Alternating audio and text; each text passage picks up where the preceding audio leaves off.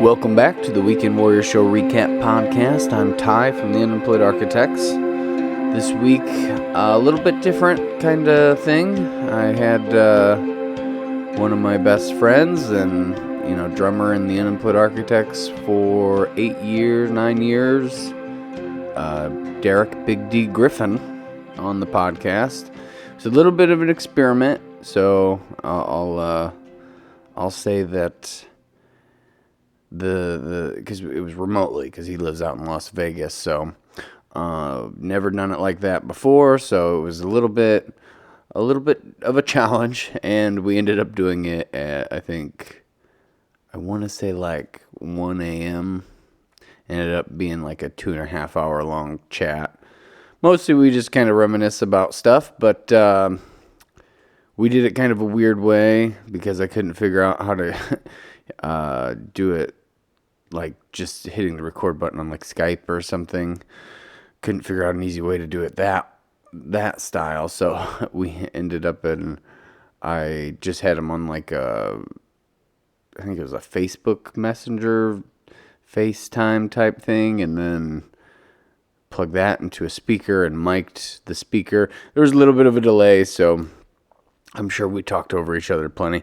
First time I ever did anything like that, but it was a good talk. Like I said, one of my best friends, and I hope you enjoy it. So that'll be starting now. Don't worry, we'll just fade this all in, and it'll sound supernatural and nice. All right, this is our first attempt at recording a podcast remotely. So this is bro. a little bit weird. We've never done it, and the way I'm doing it is probably not how you're supposed to do it. So I got the phone plugged into a speaker, and then I got that speaker mic'd by my iPad to pick up my vocals and, Big D's vocals here. So this is straight podcast for dummies, bro. Yeah. I qualify. I make that. Hey, man. This is probably level 3, man. You got the second book edition, man. You leveling up, bro. Maybe this is something different. I don't know. I'm happy to be talking to you. So yeah, man. how's the Las Vegas life treating you? Oh, it's decent, man. Hotter weather, man. A little different food, different people. I would imagine not doing a whole lot right now with the pandemic stuff going on. Yeah, man. I mean, there's a lot to do and not a lot to do. It's just not what we're used to, you know what I'm saying? Right, for sure. It's a 24/7 town and city, if you want to say that. But does it still feel that way? Feel 24/7? Yeah, with everything going on. Here it kind of feels. Here it kind of feels like everything just shuts down after like 9 p.m. Yeah. But it was like that the first 2 months. Recently they went to the phase 2, but I mean, a lot of cats that I know, because we're all like at venues and stuff, so like they're still not open. Right. A lot of bigger spots. But like, could you go and get something to eat? I mean, we're recording this. Yeah. My time is 1:26 a.m. So forgive me if I'm a little on the sleepy side. But your time then would be 11:26. So in an hour or two, would you go out and just stuff be opened or? Yeah, I mean, honestly, they did just start opening up some bars, and I've seen some people's IGs and snaps. Man, they've been going out to little clubs and stuff. So they are opening a lot of bars and little taverns that still people go out, but probably not clubbing. Probably not in the numbers, and probably try to space it out, I would guess. Yeah, they're supposed to be having 6 feet apart and all that kind of stuff, man. Are they forcing that pretty hard? People. Or I hear it's going both ways, man. Because I know in the casinos they were having issues because it was more so voluntary in a sense. With everywhere you wear your mask, now at the tables and stuff, like you have to wear a mask. Right. But if you walk around, you don't. So I mean, they're still kind of bobbing, going back and forth with that, man. With yeah, I mean, people's rights versus health versus right. It's like that here too. It just really feels like everything closes at like 9 p.m. Like. Yeah, I will agree with you with that, man. A lot of spots that usually are open, they're open. Not open. I always forget, like, when I'm, like, getting ready to order food, I'm like, shit, it's too late. Yeah. But, anyway, so I thought it'd be cool to kind of reminisce about specifically one show I want to talk about, because for me it was, like, a big fast blur of craziness. But Yeah, man. so What's up? I thought it'd be cool to talk about the House of Blues show that we did. Yeah. I know. Some of my favorite shows, man. Yeah, I mean, I remember it. There's a video of it somewhere that I can kind of watch, but That's how most of our minimal shows should be. You know what I'm saying? yeah. Well, it was. So I'm just kind of trying to get back to that spot. I remember so we were open for Mayfian. That was like the main. That's how we got in the door. Yes, sir. And we'd been playing shows with them at like Fat Jack's for a long time. And Mike Schiff, their bassist, he is from our same high school, kind of good friends with Blair, and so we kind of got hooked up that way. And we actually recorded up in the studio that they were recording at, so there was like a later connection. But eventually, they offered, we could open for them. I vaguely remember having to buy the tickets up front. I don't know if you remember that or not, but. Yeah, no, I remember we were trying to sell the tickets. Right, so we I bought... I sold a decent amount because we had some people come up. Yeah, I think people who live in the city that I knew, you knew too. I think we had to pay for $900 worth, and we bought them at $9, and then we sold them at $15 or something. So after a certain point, it kind of took care of itself. That was one of the few shows back then. Actually, one of the shows I've ever made money at in Chicago. I think a lot of those Chicago shows are just so hard to make any sort of cash. But that one we actually did come out okay. We definitely broke more than even. That was for sure. It's all about rocking with the same people, man. And yeah, that was a good time. Swapping riders and shit. So, do you remember any of the other bands that played with us that night? Yeah, because it was like a 4 or 5 show bill. I think it was Inanimate Objects was one name, some shit. I have no idea. Like I said, it's just for some reason. Hold on a second. Yeah. Yeah, bro. It was Mathian. Well, it was Animate Objects. Mathian was the headliner, right? Yeah, Mathian was the headliner. Animate Objects or Animate, I don't know how they want to say it. Right. Jackpot Donnie and us. Wow. See, this is why I'm talking to you, because I swear it was that whole day was 30 minutes to me in my head. I get flashes, but I just I remember driving up there. I still got a copy of that shit. Yeah, the whole show? No, I got a copy of the ticket around here. Oh, I gotcha. So that's what you were. I know it from seeing it, but I know it's in here. I gotcha. Yeah. I mean, I think I have a copy of at least one somewhere. But because I remember right before we played, there was another band that needed some extra tickets, so we ended up and sold we'd already broken even and made a good amount of money. I remember that shit. And we had something like 20 tickets left. And they ended up and bought all of them. So it was just worked out super good for us on the money front.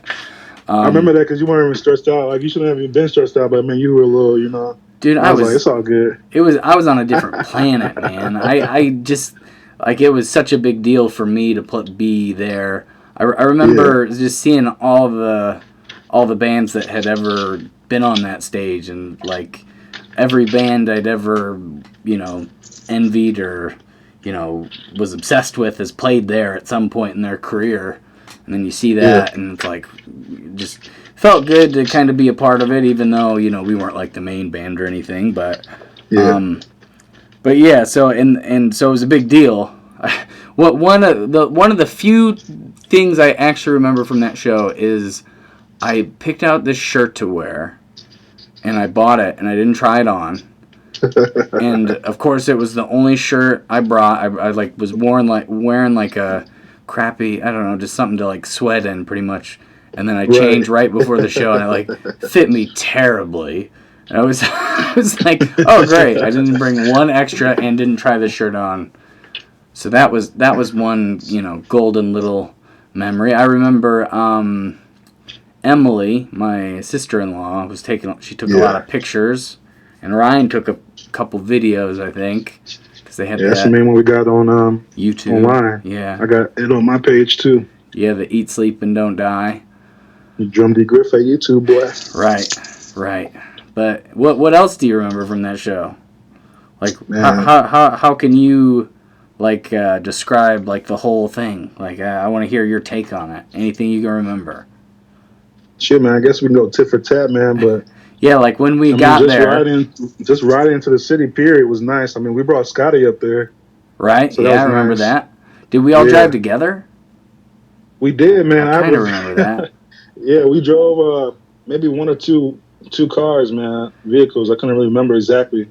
I remember Scotty being there for sure. Because I remember him Scotty talking on the way home more than I remember on the way there. I just was so nervous, I think, that I'm vice versa, bro. I had a sale Jerry's that night, I think. right. You're a little foggy on the way home. I was... Yeah, with the conversations. Right. I remember it, but not specifically that one.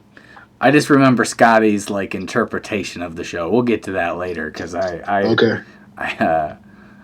It was pretty comical. He has some funny stuff to say, but just in general, he's always been funny. But yeah, man, I rock with Scotty, man. It's a homie. I'm glad I met his ass at Olive Garden. Right. Shout out Phil.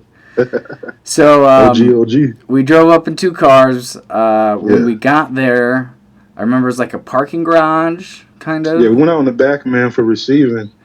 And there was a huge elevator, right? Yeah, because of that night, I think Nicki Minaj was in town. That's when she first got big, I want to say. Because I remember they told us we couldn't park somewhere in the back. Because, you know, in the back of House of Blues, it's like a big-ass lot.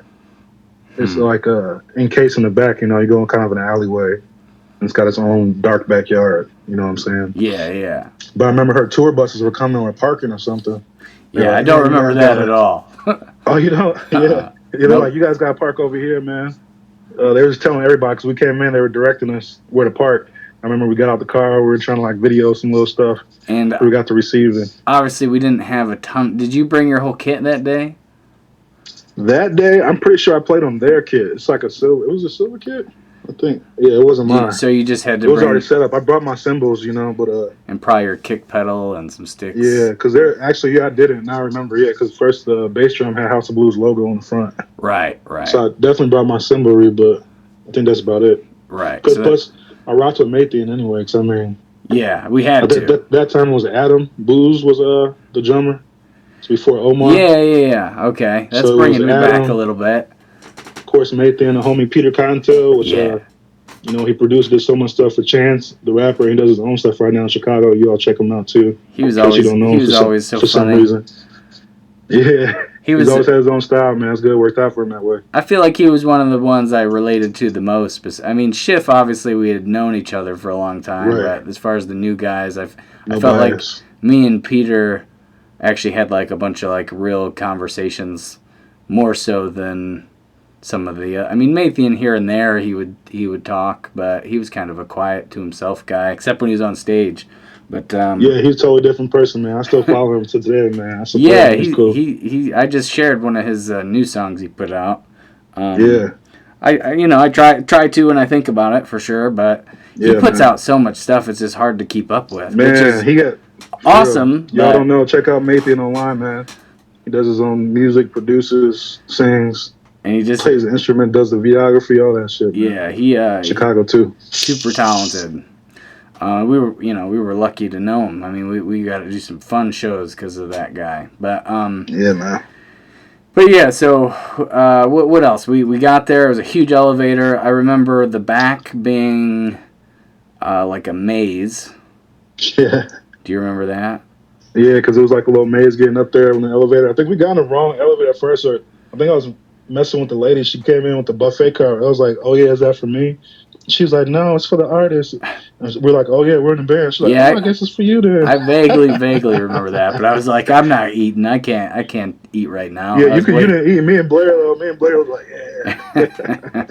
And then I remember going up and kind of waiting in the back room for our sound check a little bit, and then we went and set up. I remember Kev. We had him use a bass pedal that it was like a weird bass pedal that had a tuner in it because we didn't want him using a snark. We wanted him using a pedal tuner so he could mute it. Something like that. But then there was something weird that kept going on with it, like in the sound check and in the stage. And I definitely remember them saying they could do the lights if we paid them like $100. Yeah, we had to pay them a couple of $100, $100 or $2.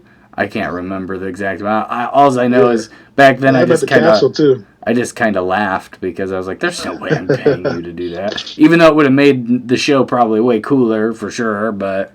Yeah. But, yeah, it's all good, man. We had plenty of other light shows after that. Right. I still showed up nice. Right. It was just... It was a good experience, man. It would have been cool if there was a cool light show going on, but it would have been better, I think. But, and then, so before we played, I remember we were all kind of huddled up in the back there to kind of just nervously talk. One minor detail, I remember we had planned for, I think, a 45-minute set, and then they tried to cut us at the last second to 40 minutes. And we were like, we still play. well, we were like, let's just start early then. Who cares? Like, we'll just start 5 minutes early. I want to play our set, you know, the one that we've been working on for the last month or two. And it was, I mean, it was probably like 8 songs or something. It wasn't anything too crazy. But then, so we were all kind of... It's like we squeezed in like 9 songs or 10, bro. I remember they were trying to press us. Yeah. And I was like, no, bro. It just always happens that way. And I mean, it was out of respect, man. Whatever they were saying, I was like, nah, fuck that. We'll get this done. Like, nah, we're doing this shit. Right, right. Just like at Envy, it was your birthday, and that band from like, where are they from, Michigan? Yeah, they were like a 12-piece band, and they were trying. We were playing because they never showed up. Yeah, they were late. Yeah, I do remember that. We were the headliners, but then they came like at 11 o'clock. Like, hey, man, while we're playing, like, hey, you guys just play a couple songs and we finish on tonight because we have like a couple of fans, 4 of our MySpaces that are here. And then they were like, I got mad, bro. I got into his face. I was like, fuck that. It's his birthday. Y'all didn't even call us shit. We've been calling you all night, bro. It was like 30-piece band that they would have had to like completely sound check, and that's just like guys and girls, a different piece on a little stage. A different, that stage was not big. I mean, it was small for all 4 of us. Even though it's a college campus, but right. Still. So then you can't call nobody. We've been blowing up your line all night, bro. You better go outside and collect some change and play, bro. Yeah. Get with that. Well, I do remember trying to reach out to them like a bunch of times to try to figure out when they were going to get there, when they were going to sound check. And Envy, we did in the venue. Lady Barton, I forgot what her name was. She was cool though. It was that bar was always a hassle because the soundboard was all the way up the stairs if you wanted to use their stuff. And they had a sound guy sometimes, and then I did it sometimes. I don't know. It was always like DIY shit. That's where we really started though, as like the form we were in though, with you, Blair, and Kev and I. Yeah. You know, it was Envy open mic. I think the show you're talking about, it might have actually already switched to the Firehouse Pizza. Yeah, by then it was Firehouse. I think I made the flyer for that with the crowd and shit. Yeah, I do remember that flyer. That was a good one. Thanks, bro. Shit, was that Microsoft Paint or something? Probably. That's all I know. I still probably couldn't. I don't know. You can. I could maybe make one with Word or something, but PicMonkey was one I've used recently, but I just know nothing about anything. But that's before the big apps. But I was gonna. I feel like you'd be good at that stuff now, more so than I am. But But okay, so the curtain goes up at the House of Blues. Yeah, man. Do you remember that? I like. Oh yeah, man. I was ready to go, bro. I remember Ross Graves was in the front, man. I remember seeing Big Chad. Big Chad was. Chad stands out tall. I mean, he's easy to spot. He was to the right of Ross technically. I definitely remember the Mathian being probably Schiff, but he was a little nervous because there wasn't a lot of people there, like, early, I guess. But, that's any night. Well, we were the first band of a 4 or 5 band bill, you know. It probably wasn't... Most of our friends weren't even going to get there till late, but, I mean... Yeah. Anyway, I remember, like, when we started, it was a little thin, but, like, you know, a couple songs in, it was really filled out. And I remember seeing a lot of people that we know in the crowd, and we're like, whew, I was kind of relieved. But that's the first time my dad saw me play too, like in a rock band. That's awesome. Yeah. But I remember being very, and this is the part I was going to talk about with Scotty. Scotty was like, you know, the curtains opened, and you all just had such big eyes, and you all looked so nervous. It took you like 2 or 3 songs to really get comfortable. And I was like, yeah, that's probably right. I probably never even really got there, honestly. I remember. Shit, I was ready to go. We played Misery. I remember that. That was our opener. We played Misery a little fast, but we needed that though. We played probably everything a little fast, if I had to guess. We sleep on the dies that tick fast. That's what I pretty much gauge it on. Right. So at the end of the night, so if like we're still like crack speed, that means we've been pumping, but well, it was a decent little pace. In an 8-song set, or to 9 song or whatever we ended up and did, you end up and trying to fit everything in, so you're and that's true too. It's all adrenaline, especially playing in a place like that where you just like the lights hit you. I don't know. For me, it was just weird. Everything was weird. I felt like I didn't get a great monitor mix. Jeff came and did sound for us of that, right? Yeah, I feel like he did. Yeah, he was there, so he must have been in our little entourage that night. I keep forgetting how early Jeff started with us and shit. Yeah. I mean, Art Vandelay. That's where he really kind of got going, and he did sound for us a lot, I think. Yeah. But that studio recording was cool too, man. Because I recorded that whole album when I had an hour to do it. Some shit. it was one day, I think, probably a 4-hour session. Yes, everybody. Art Vandelay is an awesome album, but I didn't really get a chance to do what I wanted to do. Yeah, that's cool. That's how recording has always been, with a full band. Like, I feel like we've never... I mean, Design to Shine, we definitely had a little bit more time to play with. We had like 2 12-hour days. I had like 3 sessions. 3 full real sessions. I feel like we did like a couple 12 hours and maybe we did like a shorter one or something, but where we, takes like 2 hours to set up and then we blocked out a couple days of that so we could leave the set. And it rained that one day too when me and Jeff were there. Oh, do shit for like an hour or 2. Yeah. And we're surprised. He's like, you don't hear that? And I was like, no. He played it. I was like, oh, I can hardly hear that shit. But if I'm playing, ain't nobody gonna hear that shit. Right. Well, I was like, I'll add a rain stick just because. Maybe it was meant to be. So, anything else notable about the House of Blues? I remember I didn't really feel like I performed. Yeah, man, my pops came. Great. Mel Ruby came through. We used to play house parties. I met her at Olive Garden too back in the day, OG. Oh, okay. And we used to play all those house parties. Yeah, and like apartments. Yeah. We used to run around the town, man.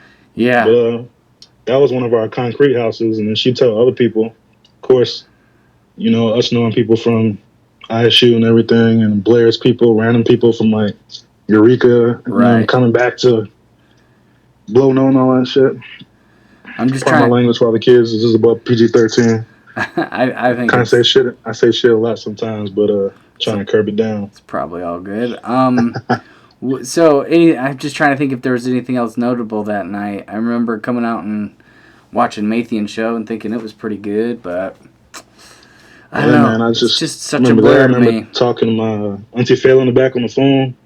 Just hit up my family. I texted some of my family who live in the city in Chicago, my cousins who never seen me play or never seen me play like that, or let alone like rock or indie rock type music, you know what I'm saying? Right. Just a completely some of my uncles and them, I knew they couldn't make it. They all hit me up like, yeah, all right, cuz, yeah, man, all right, nephew, do your thing. So that's always nice love. I feel like I represent for them and my family because that's where my blood comes from. So that's why I love it up there. Right. In a sense. But, they came out, the homies came out. I know we killed that show. Everybody was going crazy and shit. I remember the whole night after that because honestly, I didn't even get to enjoy it as much. I mean, I got caught Mathian set at the end. Some of the other bands I saw a little bit, but like seriously, every time I was walking around, somebody was like, "Hey man, you in that band? Hey man, you guys are clean. Like man, where you guys from? Where you guys?" See, like all random people. It was cool. I liked it. I feel like I always wait for people to do that, and then nobody does. Nobody ever comes up to me and says anything. You're crazy, bro. It's true. I put off a weird... Sometimes you do have that punch you in the face look, but I also kind of stand out, too. Yeah, I think... I don't have like a look or anything, so I blend in. I walk around with my little Nike backpack, so like, oh yeah, that's the drum I remember. Yeah. You were always a lot better at that part of it than I was, for sure. I still am bad. I'm trying remember you though, bro. Trying to get better. I don't know how to get better, but hey man, you're doing it every day, man. Yeah. People still message me all the time, like, hey man, just want you to know I saw Ty. I saw him playing. I saw the Unemployed Architect sign, so I went to go check him out. So man, they still know what's up, man. I know. It's definitely a little bit different of an animal, but I like that phrase. But anyway, so yeah, I don't know if there's much else about the House of Blues. I guess that's kind of it. I wish that I would have been more aware the whole time, but I was just too. I got that. What's that? Sorry, baby girl over here wants a kiss. I came in the room real quick. Oh, that's all good. Get back out. But yeah, I just feel like it just went so fast, and I was so in my head the whole time, and yeah, I probably got 3 or 4 hard minutes in Eat, Sleep, and Don't Die where I was like really letting loose, and that was about the end of it, I think, as far as what I remember. I mean, I remember going hard on that. That's song. Crazy to me, bro. I don't know. I get, especially, I think like I say in this podcast a lot, is like doing the podcast makes me like take it in. It makes me take it in right away and like analyze what happened, and then I can file it in my memories a little bit better because shows blur together. And that was one I should have done I wish I was doing the podcast back then, and then I would have remembered it because I would have it Time down. Capsule. Yeah, it would have been nice. So that's kind of why I thought it would be cool to talk to you a little bit about that. That's why I should bring that little red camera around, but unfortunately, that shit would never fucking record what it's supposed to record. I still got some House of Blues back footage of that one with Blair when he's kind of drunk, and I want to say that's pre-show. Probably, knowing Blair. We got free beers upstairs in the green room. Yeah, luckily we played and that first. Girl walked in and was like, "Hey, you guys got beer?" And he was like, "Maybe." I remember it was good that we were first because, you know, if he had 3 bands to sit through before up in that back Monkey room, special. yeah, it would get a little sloppier probably. So that was a crazy show. It was a one in a lifetime thing. I mean, I hope we can go back someday, but I wouldn't call it once in a lifetime. I call it once in a lifetime of memories. Well, thus far, as far as my show memories go, it was definitely up there as far as crazy. I agree with that. It was good, crazy memories. But and then I thought we could kind of go through maybe some Design to Shine stuff and to talk about maybe some of those songs with you. So first song, Horse. I thought I've been getting a lot of good feedback on that song lately. A lot of people have really been digging that and the recording and the writing and. Horse has a nice build, man. So do you have any memories with that song, or do you like that song specifically, or what do you and don't you like? Yeah, man. I say you should say your parts real quick while I get this real quick. I'm about to adjust this real quick, Ty. Yeah, Because I'm going to talk about some other shows with the songs, too, in a little bit. Because you made me think about Double Door, fucking Pabst beer. We forgot about playing at the Congress Theater in Chicago, Congress too. Theater, yeah, that was a crazy one. That one was... Also, yeah, go ahead, bro. That one was the Battle of the Bands, so it was even less shows. It was a bigger venue, but it wasn't like... At least the House of Blues show I felt like was more real because we played like an actual set. Yeah. The Congress Theater was just like... I don't know. There was like just the experience, man. It's like a reality TV version of it. Yeah. It was like hundreds of bands, and you got like...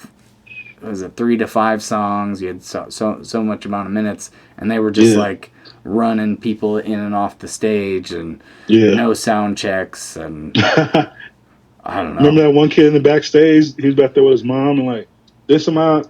I don't think it was Blair's guitar. It was Blair's guitar. Was his neck of his guitar got broke? Yeah, somebody bumped into it and it fell down, and then luckily he brought a couple of guitars that day. But as always, shout out Blair, man. Yeah, always. Foot pedal. Crazy. The one vivid memory I have from that show is it's probably more of a memory of the video, but we were playing DJ Scribbles and Blair. You have a video of that? Somewhere out there, I saw a video of that. Shit. I need to look that shit up.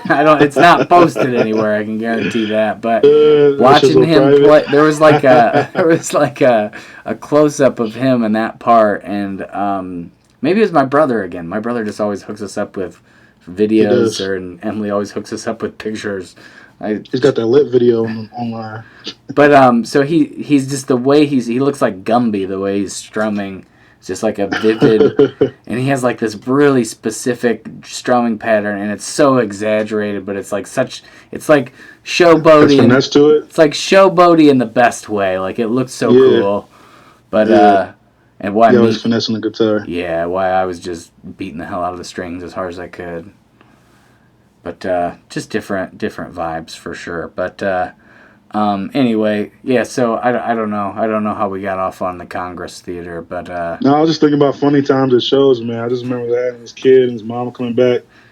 And I think he was smoking weed in the back. Like, he had to be 13, 14, because some of the bands were young, some of them were old. it's a lot of Some heavy them was metal, our age. right?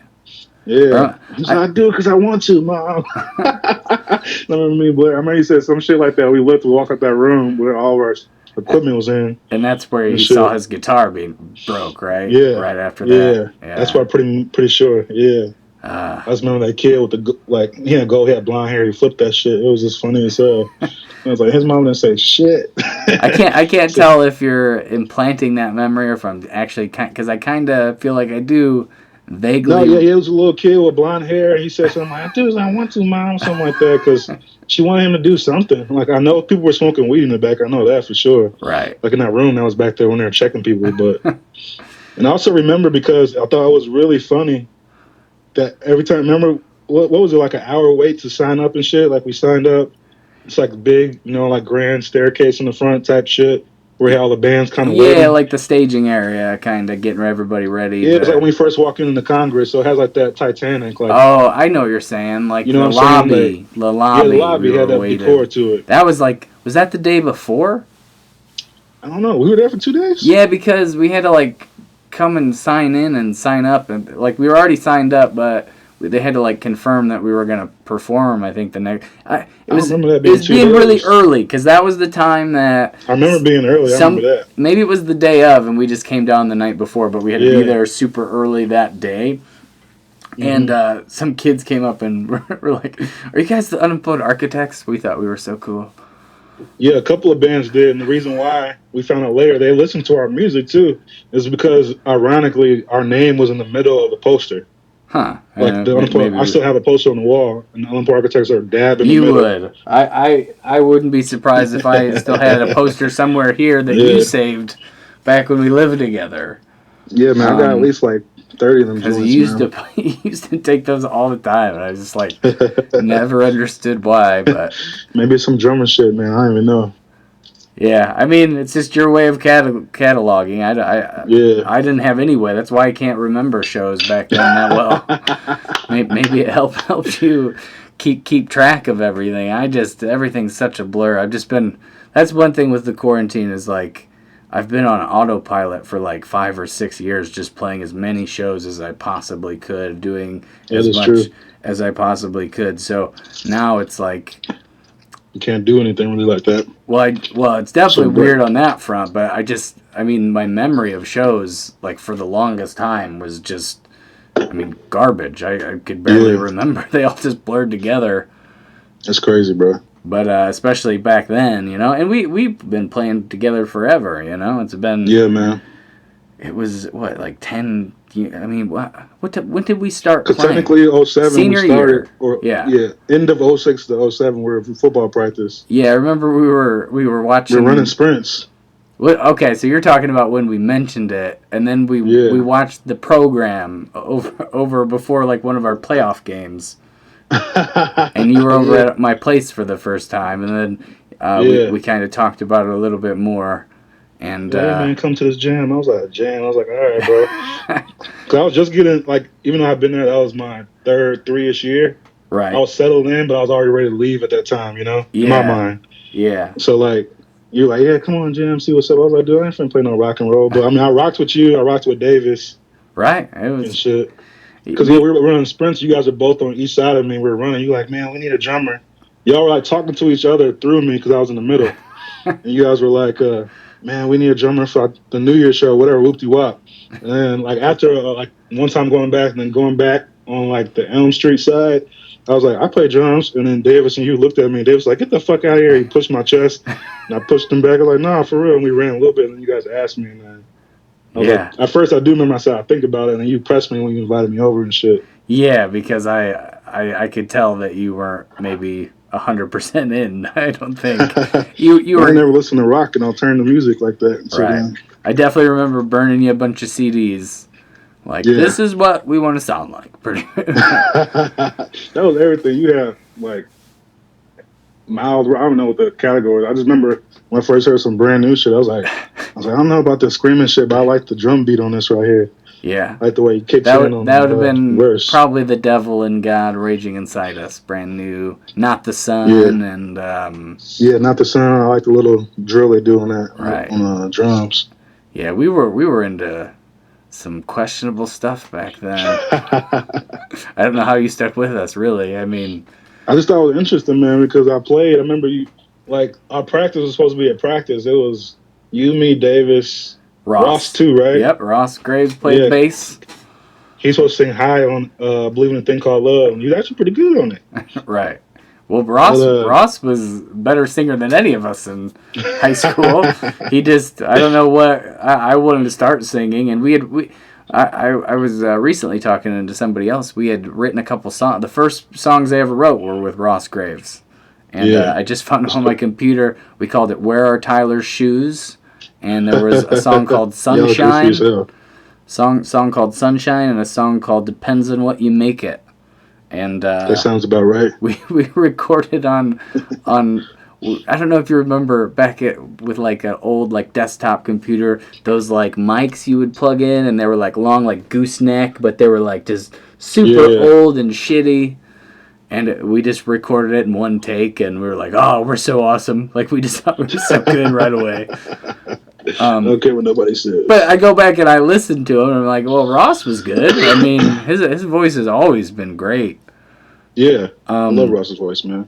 I mean, it's different flavors of music, too. He's just always been so good on that front. And then, like, I wanted to start singing, and I just, like, I mean, it was a different thing, you know. I was playing with Eric Davis, and some, you know, I had Norm was our first drummer. Jordan, I remember he was a drummer back in the day. I know he did like the school shit. But, Jordan Norville. He played for a little bit. Before that would have been Cole Gertis, and that was when I didn't know Cole like that. I've seen pictures, but I didn't know him. He's out in Hollywood now. He's been on some notable shows. I think he's been on. What's up? What's the Modern Family? I think he had a small part on Modern Family. Yeah. That's funny.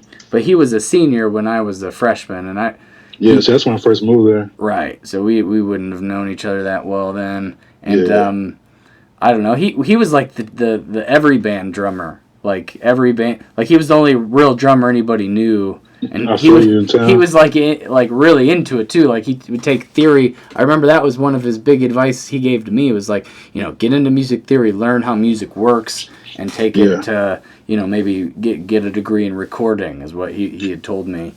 And that was actually good advice. I'm really glad I took the music theory classes in high school. But anyway, he was the every band drummer because he was so good and there wasn't a lot of options. And then Norm took over for a little bit for like 1 year, and then you would have been next in line. But that was a different band. That was Beans and the Intergalactic Warriors. Yeah, that's what I heard. That's Ross's nickname, right?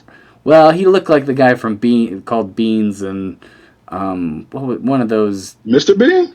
No, not Mr. Bean. Beans. Bogus as hell, bro. It was like a Disney show or something. I can't remember what the show was, but we were Beans and the Intergalactic Warriors, and then the second year we were Beans and the Intergalactic Warriors Strike Back, and Blair actually played guitar with us that year. So I thought, was that the community? Y'all play at the pool at the rec center or something? No, that was at the high school gym, actually. Okay. That would have been junior year probably, and then senior year, you know, I started singing more, and you know that was probably dumb. I mean, I'm not a real compared to Ross. Like, I mean, his angel voice, and then we pulled you in, we sucked you in, we kept you as long as we could. That was you know, a feat in itself, I think. Yeah, man, that was a cool experience for me, man. I remember telling my mom and them about it. I was like, Mom, they trying to play this kind of stuff. I was like, they're my friends, and they don't have a drummer. I know I can learn these songs. And you never had any, like, you had a couple drum lessons, but really just... Yeah, I had one drum lesson when my parents took me to some school. I got a book and a pair of drumsticks. He taught me bass, snare, hi-hat. And then I dipped off, and then Brother Rashawn Daniels went to my church when I was younger. And he's a raw drummer, man. Like, he raps, draws, does all that. He was in the group. I gotcha. And he used to come to the house because my mom had a hair salon. He used to barber. So he come to the house, and then the first beat that I was taught when he gave me little lessons, I learned how to play Busta Rhymes. What everyone needs to know. That was my first little shits, man. And well, I've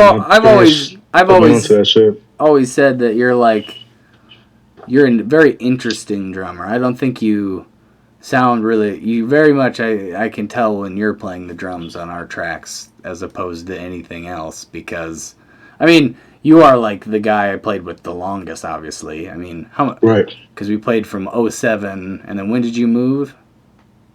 15. So 07 to 15, so 8 years of playing together. I mean, yeah, that's a long time. That's the longest I've ever played with, probably. Well, that whole group. I guess Blair stuck around a little bit after that to play some shows with me.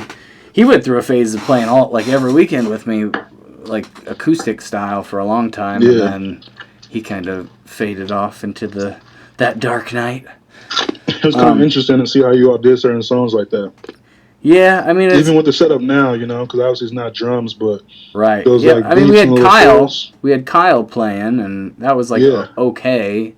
I mean, it was a good. I mean, he's just not a. I mean, being a drummer is very secondary for him, I feel like. Yeah, because he's a good drummer. He's a good guitarist and singer. Right. So he could cut it, but I don't feel like he had enough time to really focus on learn that shit. And he was really all about it for like a year. Like we practiced like once or twice a week. He learned a lot of the songs, but then once we started, practice at his school or his the rock school. And shout out to rock school for the kids and shit. I don't know if there's still that really anymore. He pretty much does real estate and plays shows. I know he does that now. Nobody plays shows right now. Well, yeah, you can't really. But anyway, he that was like an okay substitute. At least it was a drummer, and then we just completely. He had his second kid. I think that was kind of the nail in that coffin. We had a show at the Pontiac Eagle Theater, and I just remember we didn't practice one time before that show, and it was like one of our bigger shows of the year with Bashful Youngins, and it was like Bashful Youngins. Yeah, right after he found out that they were pregnant for a second time, so it just he just didn't have time. They were too busy doing other stuff. And then I started doing the foot. I mean, I was doing the foot percussion a little bit before you left, right? Oh, yeah, you'll fuck with it sometimes when you play out a little, what was that? The Anjou place we used to go to? Oh, at the Loft. Yeah, is that what it's called? Yeah, yep. We used to go up there for little acoustic nights during the week. Well, that was after Blue Line. Yeah, so that was, I used to run an open mic there for... Right, used to run that shit. I was like, and then we were fucking with six strings for a while, and they were trying to tie us down. Yeah, that was... And then they were tripping because everybody loved us over there. We used to tear that place up. Yeah, I think we did. We had a couple of good shows there, and then the guy booked us for a whole year and said we can't play anybody in a X amount. Yeah, that's what it was. He was trying to hold us down. Radius. He already knew what it was, bro, because we were playing at Fat Jack's, tearing that place down too. But then... we used to play Daddy-O's, tore that place down too. But then he canceled after a couple of those shows, he canceled the rest for the whole year without warning, and we didn't have a chance to book a lot of other shows because we were playing there once a month or once every. Yeah, you trying to cock book us? I didn't like that shit. Once every 6 weeks, and then I never lived by that logic again. Yeah. Dude, I just knocked this random book over, and I'm pretty sure the House of Blues thing is going to be in here with all of that. I don't know why I just randomly am looking at all these tickets. Just are those planets? Is that solar planets behind you, bro? Yeah, it's a poster. It's a poster. I honestly want to buy me a globe. I saw one at the store the other day. You can probably find one pretty cheap somewhere. Yeah, we used to have, when I was a kid, we had an interactive one, man. I don't know if it was called Space something, whatever that shit is, but you press a button, just pick a spot, and it quizzes you on, like, geography. Yeah, bro, yours looks way more clean than mine does. I can't believe mine's on the poster board nailed down, but definitely went through some shit. I literally knocked over this fake book thing, and the ticket just It was in fell there? on the floor. Yeah, That's just funny. so random. Meant to be, bro. Mathian, Animate Objects, Jackpot Right. Donnie, and the Unemployed Architects. So it We was, got the longest name. and yeah, ours are in big letters at least. That's good. Yeah, bro. Jackpot Donnie kind of got the, Short stick. yeah, Is that what they call it? they're like really tiny in between Mathian and Animate Objects, and then us. Somebody from Jacked Up Donnie is like, fuck you. I don't know. It seems like they could have very easily put their name just as big as everybody else, but Yeah, maybe they're trying to shit on them, bro. July If I knew us, 8th. they're like 2 ways from the pop off soon, bro. We need to blow their name up, bro. July 8th, 2011, 7:30, $15 a ticket. Yeah. All right. That is crazy. That's so random. I didn't even know that because that had like all my old concert tickets, so I didn't even know that was in there. Yeah. So nuts. Hey D, I'm gonna go grab a phone charger like real quick because my phone's about Go to ahead, die, bro. and I don't want to end this yet. All right, man. Give me 1 second. I'll edit it later. I guess I'm supposed to keep people busy, possibly, but I don't really know about all that. But yeah, in case you're tuning in, this is DRUMDGRIFF, aka Big D. You should drum with TUA, aka the Unemployed Architects. Tries getting in the battery or some shit. Yeah, of course I'm not Plug that prepared for motherfucker in. things. Check us out. Check them out. Spotify, Pandora, all that shit. The Unemployed Architects. Facebook.com. Look So- me up on YouTube. So DRUM. I am back. DGRIFF. Once again, that is DRUMDGRIFF. And you had like a rap EP at some point, right? Now Ty's putting on his headphones. Yeah. What'd you say, bro? I said. No, you can't hear me, man. Yeah, I can hear you. Can you hear me? Yeah. I said, didn't you do a rap EP too? Where can people find that? That's not released, man. I got like 2 little tracks on that. But my new EP, bro, what you doing, man? I'm trying to get my stuff together. You should probably take the video and put some of the video parts that you're actually doing and put it in the shit. I can't at this point. Even though my camera's not. Yeah, well, it is a little pixelated. My end looks okay, but I'm on an iPhone. It looks clear. Mine looks clear. Yeah, it looks clear to me. Probably. You look like it's not. Nah, I won't even say that's double door. But With all the I missed posters. it. I wish I took pictures of them. Cause some shows, man, I didn't take my phone pictures. Some shit I wish I did. Even though I was really a camera guy, cause I always like bringing my camera and Right. recording stuff. But I always liked that side. But Yeah, I definitely didn't have the stuff I have now. But I remember that green room was nice too, because they had all. they said we could drink all the past beer we wanted. I mean, that's a night. Chad and Johnny got kicked out that night, right? I do not recall that. You weren't there for that part. I mean, I was there, but I don't. Yeah, you were there, but you were tired. Not of it, mentally. which means- I was there Exactly. how I was at places. And ladies and gentlemen, Tyler there means Ty is literally, as soon as he wakes up in the morning, he's thinking about the show. He wants to make sure he doesn't break any strings. He makes sure he's got 10 bags of strings on him, Right. 20 bags of picks. Extra He wants to know who the sound guy is and who's his backup. Every band's got one, right? You gotta have man. one guy that like is. Hey, man, I ain't hating on him, man. I just want them to know what's up. Well, But yeah, man, too bad we can't get them on here, man, because they'll vouch for that shit. Because, yeah, I don't know if they took too much beer or they were drunk and trying to grab the case, and they didn't know who they were. They're like, y'all got to get out of here. Because we took them in the backstage with us, Right. Yeah. And, Okay. Because I remember they were smoking cigarettes. I didn't smoke cigarettes. Did they or just anything. get kicked out of the backstage area, or did they get kicked out completely? No, they got kicked out of the venue, bro. Yeah, I'm having a tough Because time. didn't we open for Bottle of Justice? Yeah. Night? Yep. Was that after Detroit when we got robbed? Yep. That was a wild time. Not like there. gunpoint robbed y'all, like They took our car while we were sleeping and took it everything was out an of envoy, it. man. And the wheels. While we're sleeping, bro, popped the tires off, took it in the alley, took all of our shit. Well, I mean, I took some of the shit in. Yeah, we were lucky. I took my These guitars guys- in. Yeah. Blair left his pedal board. You left something in there, right? Like you I lost. left, my bag, my cymbal. I think maybe part of my cymbals and my little thing. Right. Because I was trying to take everything in. You're like, no, man, we just leave it in. I was like, bro, It we looked like Detroit. such a good neighborhood. Take all this shit in of the course, house. we didn't listen to you. We should have listened to you, obviously. I had a feeling, bro. I don't know why. Sometimes I just get feelings. I was like, no, man. You guys are like, I remember you guys saying like, all right, dude, we'll take some stuff in. Nothing's gonna happen. And I was like, bro, I started taking all my shit in the house, bro. I literally felt like we were in like a what do you call it? Not a suburb.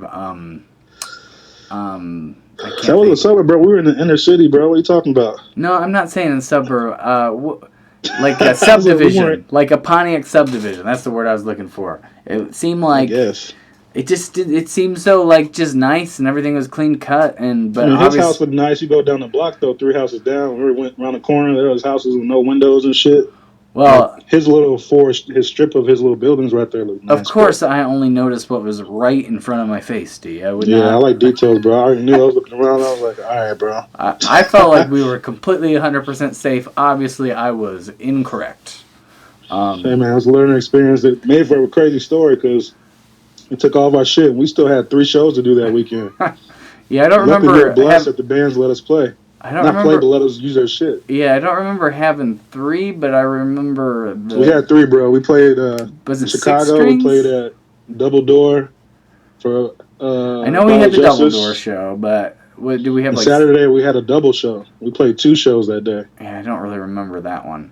Because we played one with them, and which they let us use a set. Wasn't it like Springfest or something? Whatever it was.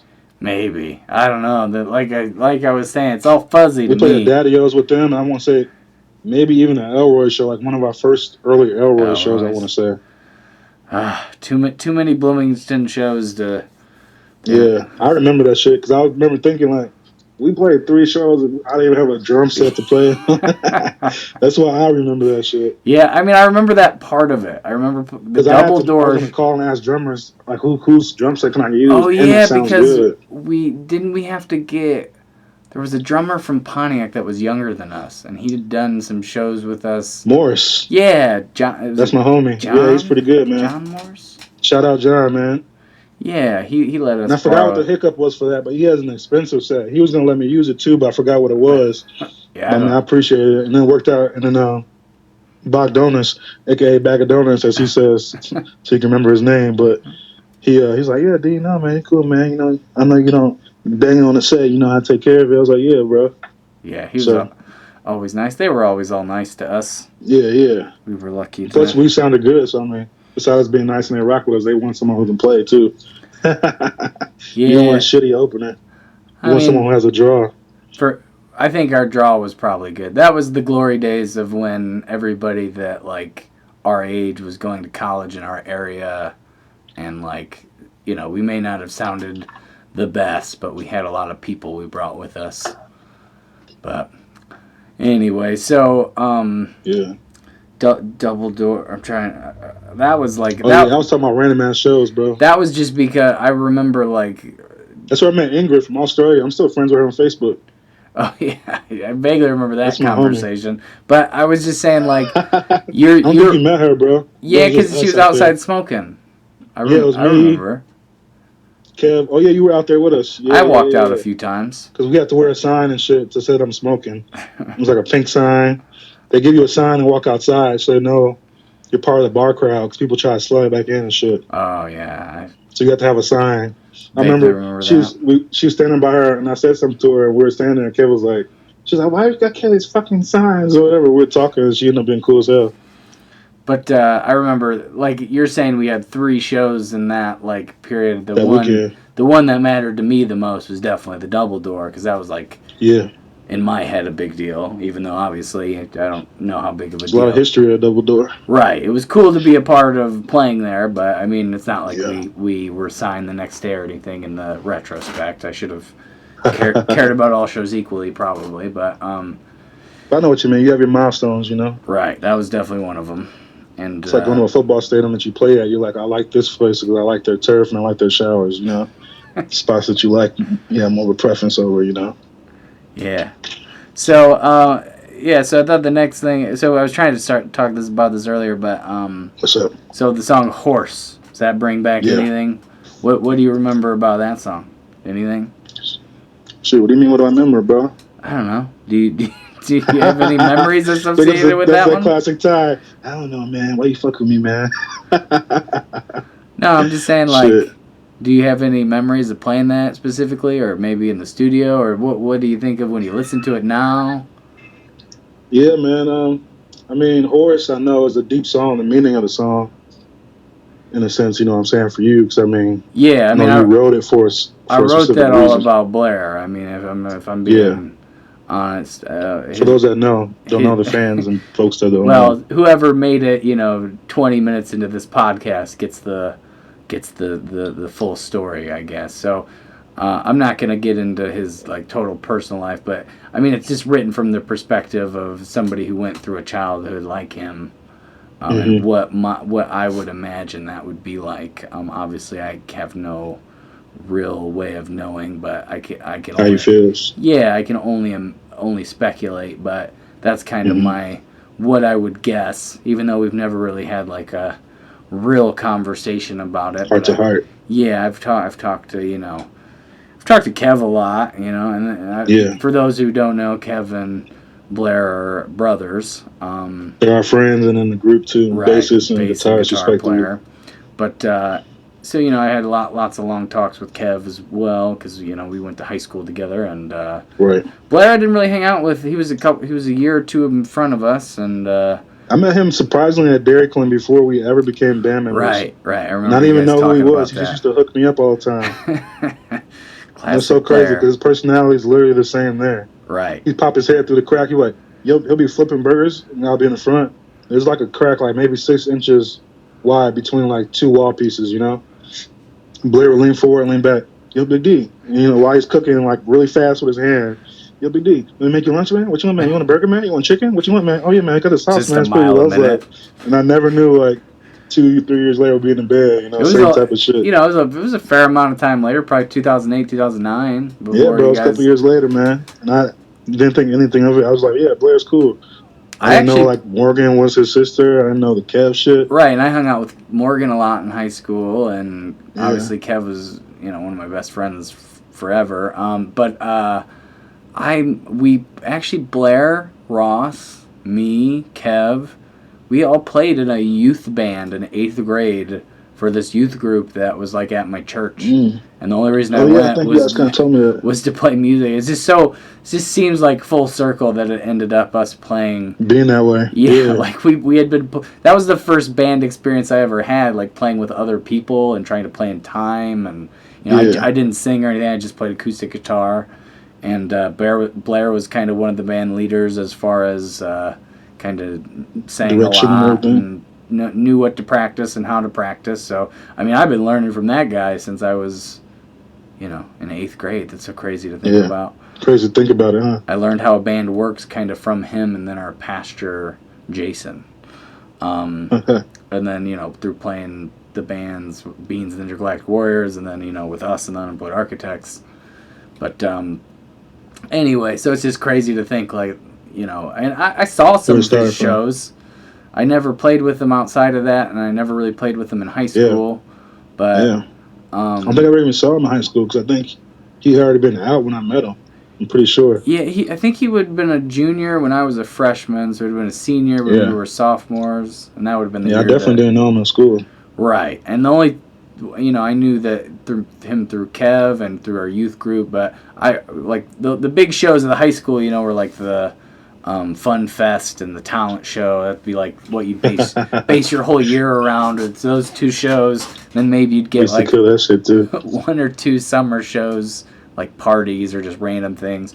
But I remember seeing him play in a couple bands and thinking like, man, he can really play.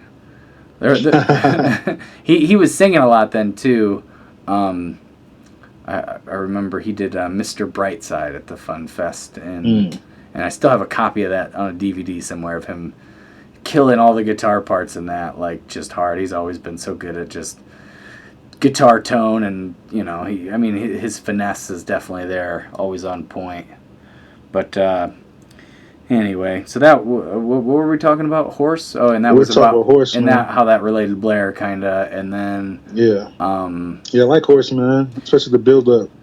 And then he I had got the little track list right here next to me so I can know the minute marks. he had the idea to have a second act to it.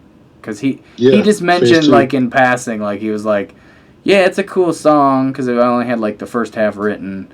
And he was like, but I feel like it should go somewhere or something. And he just said that in passing. And inconclusive. Right. So then I ended up and I just wrote a whole ending part.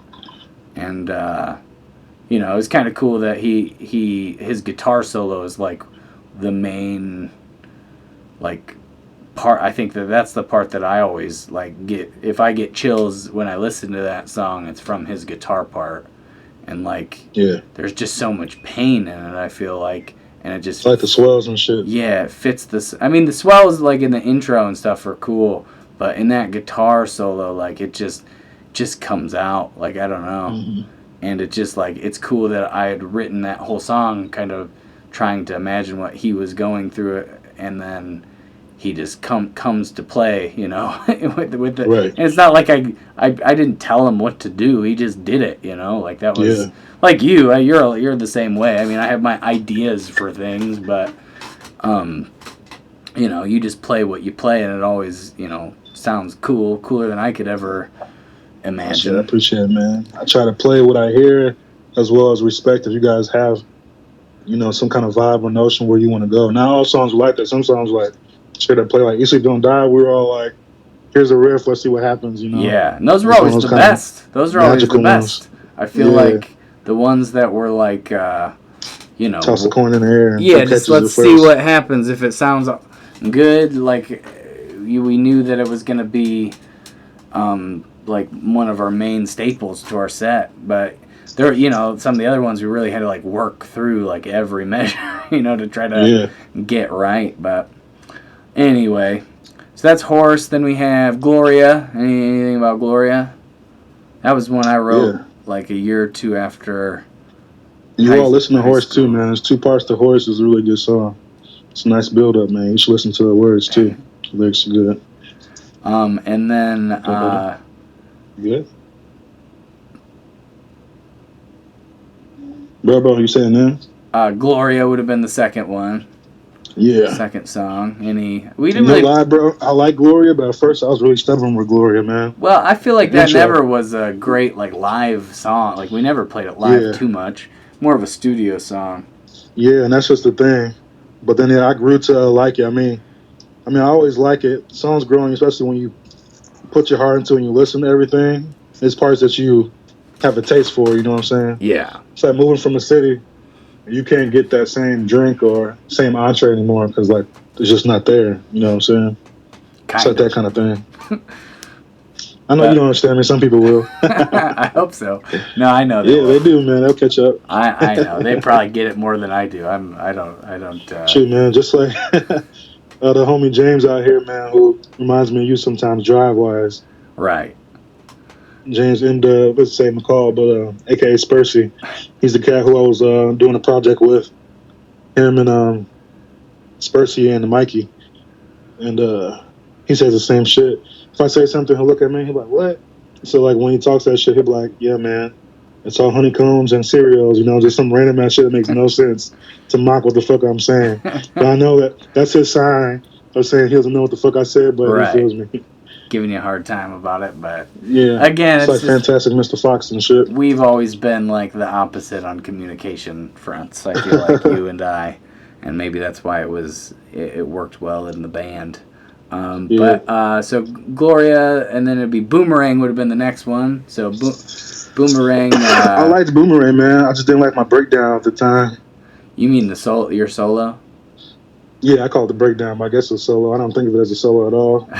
I gotcha. Yeah, I mean, we did a lot of that in post because, I mean, we just had your two takes, you know, so we just pretty much took whichever one we liked, and it's still a good song. I like that song. I remember specifically slightly different, but you made the tempo. I remember you picked the tempo for that song. Yeah, man, because I think you did it slower, right? I don't know. I was just like, I'm pretty sure that's what Big it was. D seems to know exactly what he wants the tempo, and he's the drummer, so let's let him do it. I remember thinking I'm pretty sure I even almost wanted to do the tick higher, but then we played it, and I was like, That was a new song kind of around that time when we were recording It it, was. I remember. Before I did. And that was after Blair had quit the first time, so we were just playing 3-piece all the time, which that was a weird segment, I would say. I mean, it was good for me probably, but wasn't the most ideal. And still am not really a lead guitar player by any means, but I pretended like I was a lot harder back then. Yeah. But that was one of the songs I think that came out of Blair kind of deciding that he wasn't going to play with us anymore. He had just got married. Right, and he was thinking he was going to have to move to some other state. Yeah, down south somewhere, I think. Yeah, who knows? But so he was like, "Well, if I'm gonna Pluto, Mars, no Saturn." But then crazy as hell, bro. I remember him saying, if I'm gonna have to quit eventually, it just seems kind of silly to, postpone the inevitable. So yeah, he ended up, and then we just played 3-piece. We did that. I wonder how long we did that for. Shit, I don't even know, bro. You know me, I was still gonna go out. I mean, I love the full band. I knew he was gonna come back. Well, you were like, he's not gonna come back, dude. I was like, bro, he'll be back. You like, no, he's not. Yeah. You were pissed. We be having like 8-hour practice and shit. I was like, bro, it's your masochistic ass. Well, yeah. I mean, that's how I've always been, though. But it worked out, though. I mean, Well, then we learned some little different sounds and shit.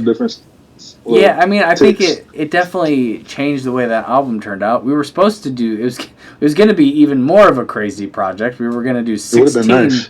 We were going to do 16 tracks, and I think 5 or 6 of them were going to be Blair's songs where he was the lead vocal and he wrote. But then, yeah, man, because we didn't do your show. Still want to do Wallow. Remember Wallow? Yeah, that was a fun one. He used to do Wallow. Wallow was my shit. My drum part was so clean with that shit. Ride the so Breeze. I played his guitar beat, man. It was raw. Ride the Breeze, Test 5. Ride the Breeze on my shit. So it would have been yours. He has Lullaby too, but he's kind of backseat on that, and I understand that. I respect it. I remember that from open mics back in the day. That's MV shit. That's way Coconut back. Louis. Is that Coconut Louis? Is that what it was? Well, it was probably sometimes there as well, but anyway, yeah. So I mean, it would have been a totally different album. Ty likes to be on one track, you guys. He don't know how to weave around. He thinks that there's a time limit on shit. Well, there was. We already ran out of our last. Hey man, people who are listening to this are gonna listen to this shit regardless. If they're interested, they're gonna listen to it, bro. Right. We're gonna listen to it on a binge, chilling at home, working out, smoking, taking a walk. It seems like it's just.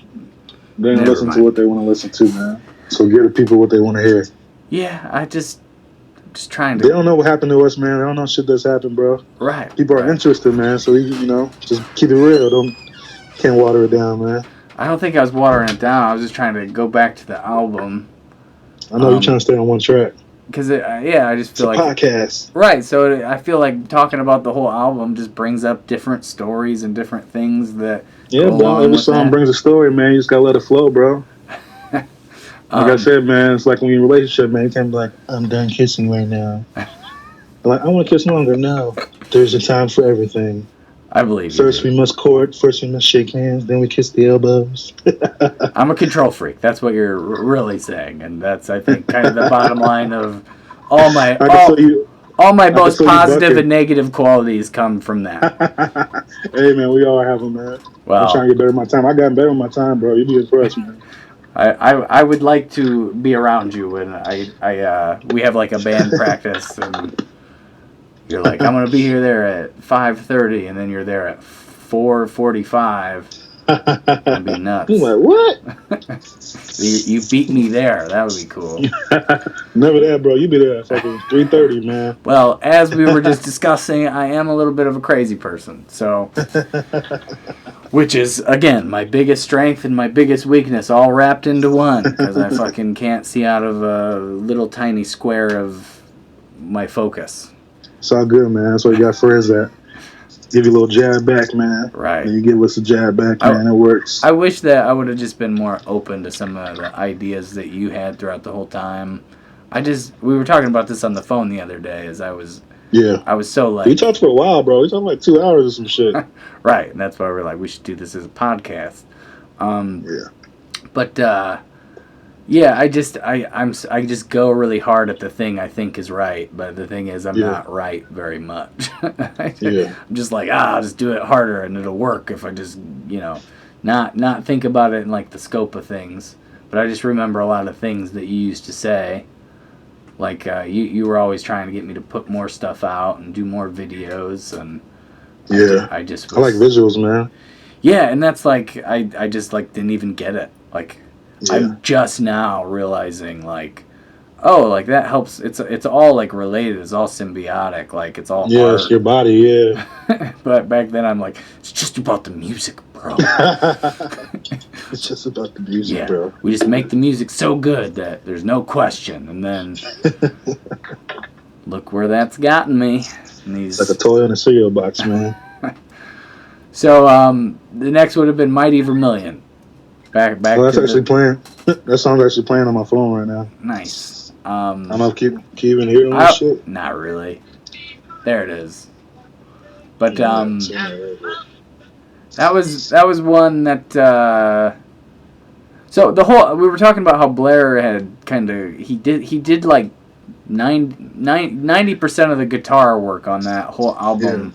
Didn't sing any, and the tracks changed a lot because I like California Song and Evelyn and Firebound, like all those songs weren't even on the roster really, and those kind of came after he had quit or just I just started like playing around with those songs when he was leaving.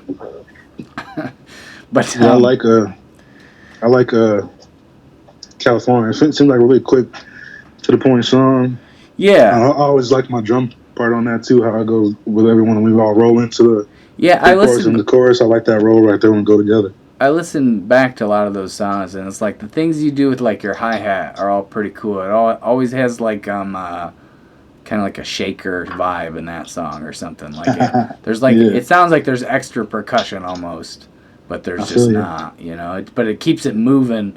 Whereas a lot of people would have just played like a simple beat and then added like a tambourine or a shaker on top of it to make up that sound. Yeah, but if he has that vibe, even though you're not doing any of that stuff.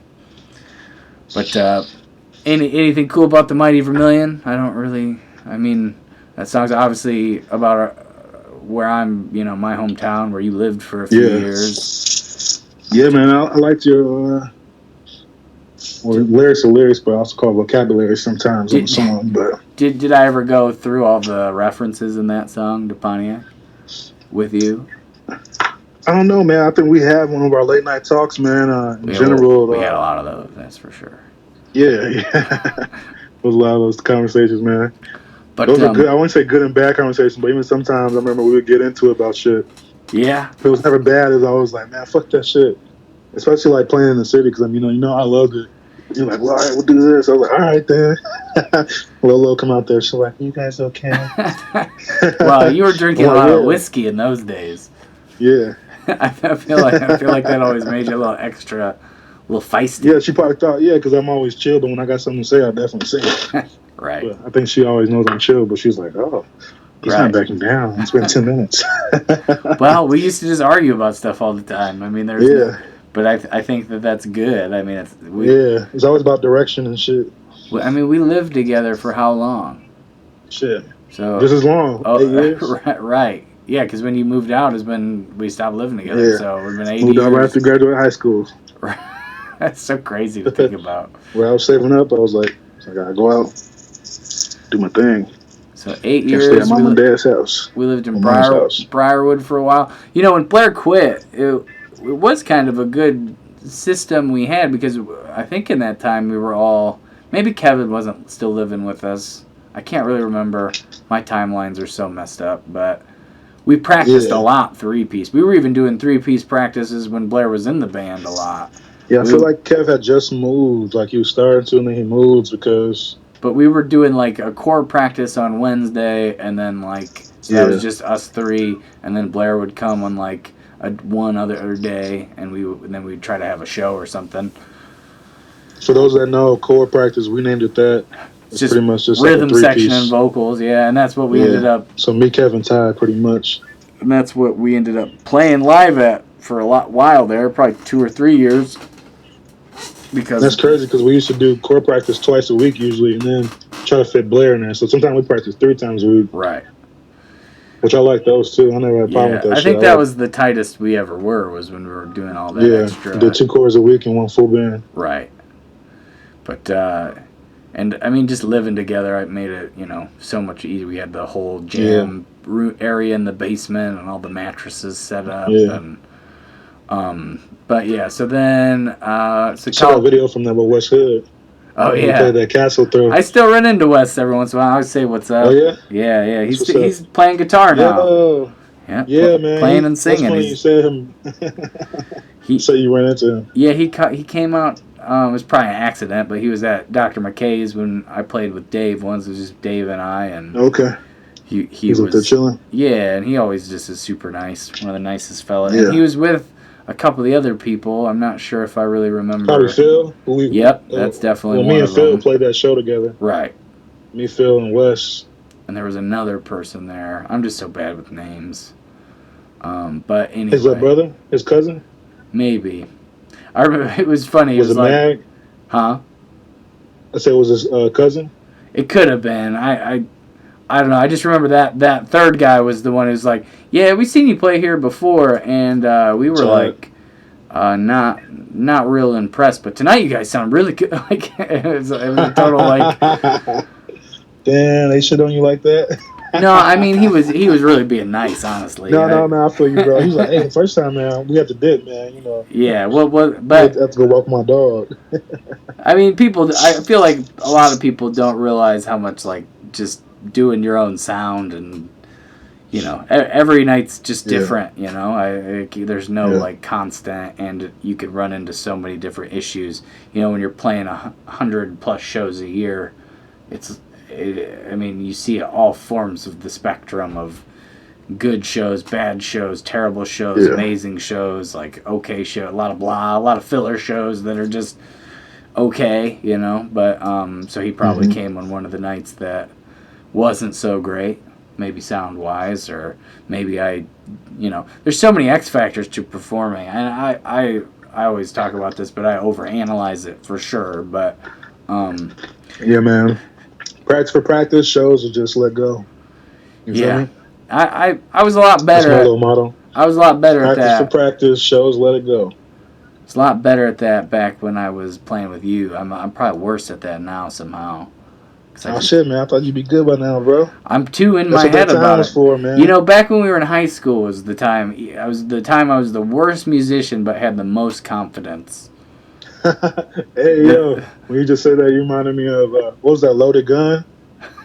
When didn't you have like 10 outfits on and shit? that would have been at the high school talent show our senior year when we headlined and played every song like we had just done mounds of cocaine. I mean, everything was just way too fast. I talk about this show, and every time the most vivid memory I have of it is I drank 2 5-hour energies, didn't eat anything, and we played 5-hour last. energy needs to pay you, bro. You've been drinking that shit since 07. Well, I don't drink that stuff anymore. When did you stop last week? I mean, it's just a different. Stand up, Ty. What's in your pockets, Ty? It's a different. I mean, it's just dressed up a different way. It's still shit, bro. Energy. I drink energy drinks for sure. Bro, I was on your Instagram today, bro. I saw it in the corner picture, bro. Yeah. Nah, not the 5 hours, but. That's funny, man. I was used to, man. I swear they should have paid you, bro. You drank a hell of a lot of that shit. Yeah, well, I was looking for that extra edge, I was trying to... You drank 4 bottles of that, 2 Red Bulls, and 3 waters. No wonder I look like a crazy person when I was on. I feel like I was the most fun to watch, but again, I just didn't sound very good. I mean, I didn't know what I was doing singing-wise. The better I get as a singer and, musically... I feel like then I know when I'm being shitty. Like I know when I'm messing up more. Yeah, you compare that shit. Even if they're small mistakes, it's easy to let that weigh my whole performance down. Whereas back then it was just is what it is right when I do it. Just going raw with it. Right. I was just talking to my Darren, the old boss at Kidder. And from the music store? Yeah, and I was talking to him about that as because he saw some Facebook video of me performing. He's like, yeah, you should maybe loosen up a little bit. Think there's this guy named Michael. 2 shots of whiskey later. Michael Klug. He plays in Jacked Up and Empty Bottles, and every time he plays, he just looks. They're pretty good though, if I remember right. Oh, for sure, yeah. We played a couple little festivals there and there too. Yeah, for sure. They're good singers. They're good older guitar. cats too, right? It's kind of seasoned. They're probably a little older than us, not much, but maybe 4 years. I can't remember. It's 4 or a 5 blur. years. But he always just looks like he's having a blast on stage, and I'm like, yeah, I wish I could do that. That's the time you let go, man. I don't know how you did that, bro. When I went to work and I wasn't working, all I thought about was like, all right, I'm playing 2 or 3 shows this weekend. I got 1 show with Ty, 1 full band show, and a possible house party if we want to play it. That's my mentality, man. But I feel like my mentality was more like that in the time period you're talking about. Right now is what I'm talking about. Like, I feel like the I thought you meant back then. I was like, shit. No, I mean, I feel like there was a cap. There was a cap when Blair, like, I don't know if you remember this, but we had just done a show at Eureka, and Blair sat me down and he was like, I don't really think I'm gonna play in this band anymore if you're gonna continue to sing, because it's not. Because he was singing 1 or 2 songs. He's like, my friends come up to me and say, you should be singing the whole night, or you guys should get a different singer. It just feels weird. And then, I was like, well, I could do one of 2 things. I could quit playing with Blair because I wasn't going to not be singing. Because that's the most fun part of it is singing my own songs, I feel like. And then... or I was going to try to get a lot better. So I worked really hard at trying to, get my pitch more on as much as possible. And, I think I did come a long way. I think I'm still trying to get better at it and be a better singer. You're almost at that deeper tone where you should be at, but you're still being hard at it.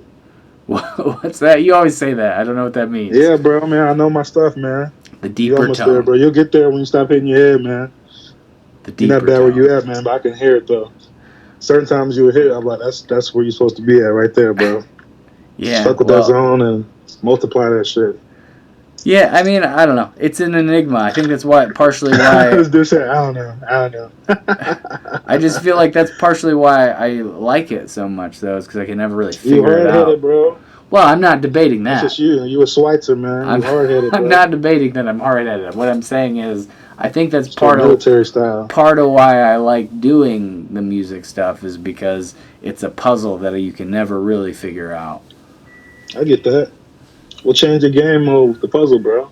Hit that register, man, and find new boundaries in that area, man. Kill that shit. Yeah, I mean, it's a work in progress. It always is. Trying to get better every time I do anything. But, yeah, so, what were we talking about? I was going to... So you talking about Eureka?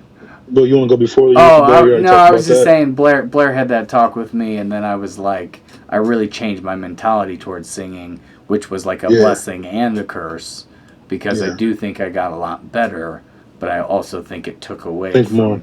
Yeah, it's too. I'm just more in my head about it, so it's like a double-edged sword. And then now it's like that saying, the more you know, the more you know. The more you know about the mistakes you're making, I guess, too.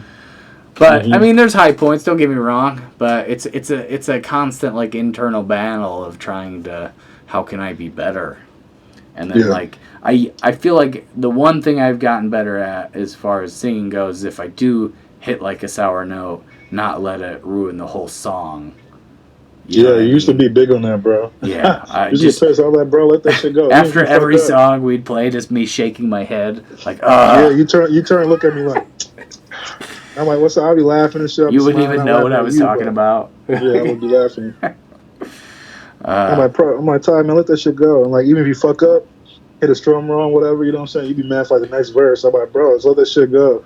Get wild, shoot some water in the air, do what the fuck you want to do. I just want to think that I'm like Ross Graves, as far as the vocal, how good of a singer he is, or Donnie, Ross or Donnie. Those guys rarely hit bad notes, but that's just not my, that's not my. Man, everybody has their high points, man. Right, but I just get too stuck on, trying to be better, that I can miss the kind of small enjoying of getting better. I don't enjoy the journey as much as I should. Right. But again, I think I've gotten better at that. But I would agree. I won't deny that. Even though I haven't been around you, but I feel like I can tell. Right. You definitely don't seem it. You're not as antsy with it, if that makes sense. Right. But okay, so we did California Song. What's that? Jester. Jester's maybe my favorite song on that. That's funny. Jester's playing right now too. I didn't hear it, I swear. But I know you can't hear it. It's just funny the second time you did it. It's not even in order. This is on my YouTube. So Jester is Drum two times. Like I changed it. What's that? Everybody, they call me DRUMDGRIFF. Right. Or drum two times, because I say things twice sometimes, Right. So like that's what I have it as, DRUM2XS. Oh, on your Drum two times. On your YouTube page, you're saying? Yeah, but if you type in DRUMDGRIFF, it'll still pop in as drum two times either way. I gotcha. But that's probably what I'll go with for a while. I've got like 3 little knickknacks. But that song I feel like turned out maybe the best on the whole album. That was definitely one of my favorite songs. One of my one of my favorite songs to play live. One of my favorite. There's a lot of fan requests, man. I didn't mean to cut you off, but no, you're good. A lot of requests for that, man. I remember Liz hit me up, 2 or 3 homies in the city. Like, yo, man, last time I was down at ISU, man, y'all play that little joint, Eat, Sleep, Don't Die, because that's what we're doing. I told them we were going to do a redo because we were talking about remastering it, but we never did it. Yeah. And then they also liked the Jester. Like, y'all doing that one song, man, where you come in slow, you know what I mean? I was like, yeah, bro. I was like, that's coming on there. Because they all wanted to hear it. I just feel like everything... Because the live was beating, bro. We used to tear that shit up. Yeah. It has its own feeling live. Like, just the sound, when you're around it, you can't really describe it, For sure. The album version is very good, but obviously when you play live, you can't beat being around people and feeling that same energy. You know what I'm saying? And it was always like we always and the did sound kind of tickles your hairs in your arm. We always did the Jester and then Eat Sleep. Those were like our last 2 songs for a long time. Our closers. Climax, man. So it was like if Jester. That's when people are nice and toasty. If that second half of Jester, like right when that would kick in, we were like, all right, it's balls to the wall till the end of the set, So it was like... It's pretty much like the movie Limitless, man. His eyes popped when he took the pills. Yeah, kind of. It kind of would dial you in and you'd be ready to go. Like right when your kick drum hits like that, those 8th notes and that on that second half after the second chorus. Yeah. But yeah, I just always felt like that recording at least does that song justice. If nothing does do else. Justice. It does. But and then I say 60% justice, but audio wise, it's like a 95% good sounding song. I think it's good all around. I don't know. I mean, I say 60% because if we went back and did it, it would sound crazy. Right. Well, you can say that always, though. The hard part about recording anything is knowing when we're done. I feel like that was Designed to Shine. One of the problems with Designed to Shine is that was your ass, bro. I know. I'm not saying it wasn't, T. I'm saying 3 to 6 months, knock it out, boy. That's how I came up, man. My family, that's how we do, man. We just like, all right, so we doing? Let's get it done. It's probably from church, man. I told you, like, my dad played bass, my mom sang, played flute. So, like, we would go. He'll do the sound system. We'll play bass. I mean, if you think about we'll it, be at church all day, and then we practice after church, like at 5 or 6 for 3 hours. They'll be practicing. So I always grew up in that atmosphere. If you think about it, you were still like that when you recorded. Every time you've done your parts like that, you never get a chance to You always do them quick. I mean, it wasn't. I had to drill them, man. It wasn't. I get so excited. I just want to hear that shit sound. With me, it's always like I want to make it like. But drums are just always the hardest thing to get right, and once it takes like 3 hours to set that shit up. And then if you set them up next time, it's gonna sound different. So you try to do it all in. You gotta do it all in that session. One setting, which you have to at least do all of a song. You can't come back and do the other half of a song. Do the other part of it. Right. You have to. Yeah. But I mean, we probably did 6 or 7 per time you recorded, and we did 2 separate sessions of that. So we had your scratch drums that we used to start recording all the other parts, and then you kind of sat on that for a while, and then you came back in and did your main drums. So it's like 2 12-hour days and then maybe like one shorter day. Because I still have scratch tracks from for Test 5. Yeah, I really wish we would have. Test 5 would have been clean on the album too, man. I would have shown. That's the only thing, because like Blair songs, obviously different singer, different guitar Different lead. vibe, yeah. So like the dynamics, people are like, okay, so like if I'm like this part of the night, these songs will make me feel this way, and then this part of the night, these songs make me feel this way. This is a whole experience, you know what I'm saying? Yeah, I mean, I always liked having. It's just like a nice thing to It's play. the same way for him too, for his songs. Like when he's not playing with you, like those songs aren't there. Right. Well, I'm just saying, like, when we play live, it's nice to take a back seat once in a while, you know, and just enjoy playing. Yeah. When you're, you know, the front person 100% of the time, That's true. It can be a lot more daunting, you know, if the pressure's off you for just, you know, that 3-4 minutes and you're just rocking the chords to one of Blair's tunes, you know, for me, it was just like... It was like I'd get and then you get like this like healthy competitiveness too. It's like, oh, he fucking killed that song. I need to step up my game. Now I gotta get my shit. Right, and then you know if I Blair would will always turn around and smirk like that too. Right, he like pop his eyebrows up.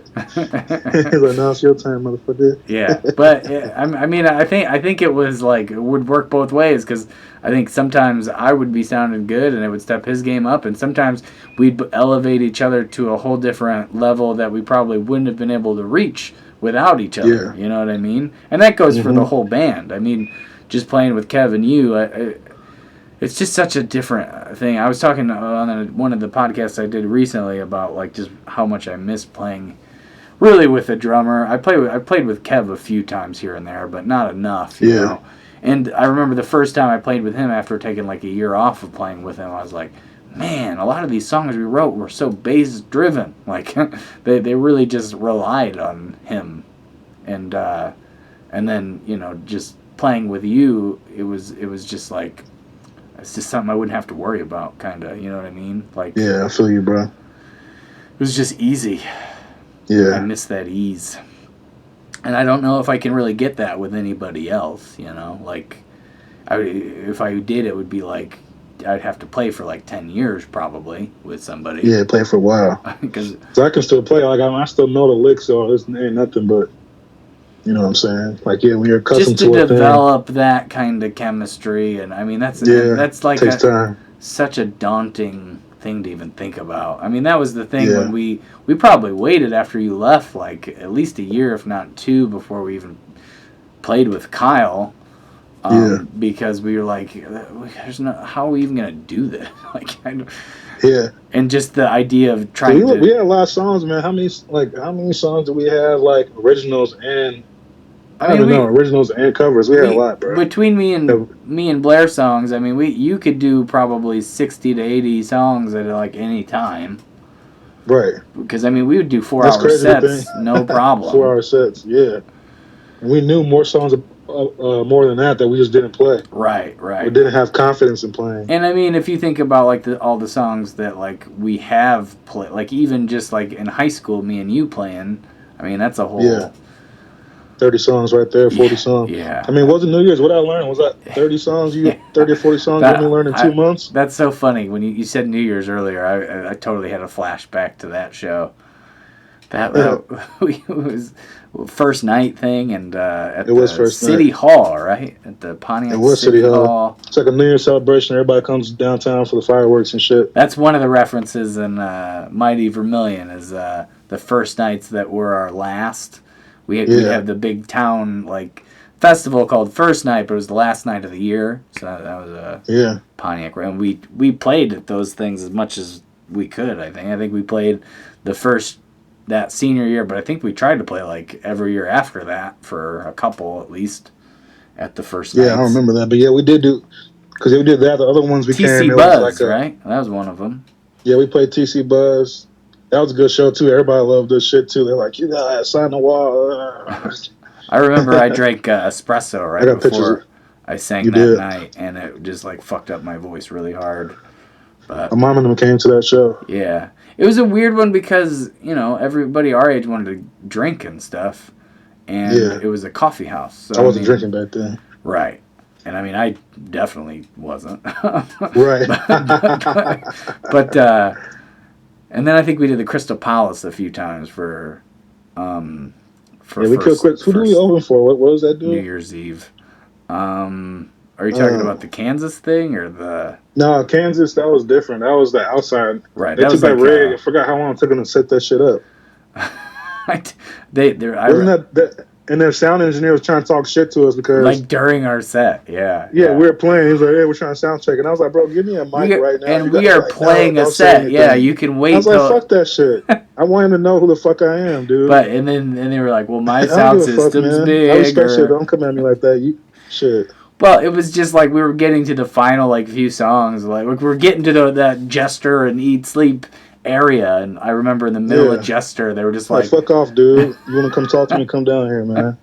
But I mean, I remember that shit. I was heated. I was like, "Nah, bro." I was like, "Give me the microphone." Speaking of being heated, do you remember? Dude, don't say nothing, dude. Do you remember how hot it was that day? It was hot, man. Cause I had a long sleeve shirt on. I remember I got the whole hat, and then we did pictures after that before the Kansas thing. Oh yeah. Because we played our set, and then we went and did pictures with Emily, hooking us up with pictures again.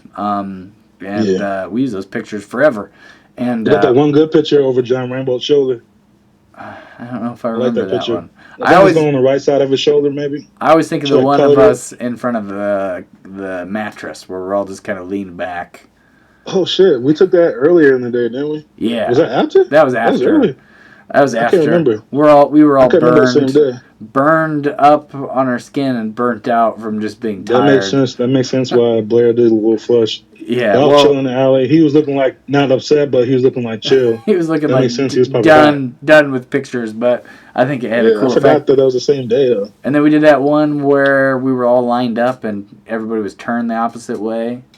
Yeah, like side face features. Yeah. And the letters were black on the little poster. I don't remember that part, but the Unemployed Architects. It was like the cartoon one, one that we used forever.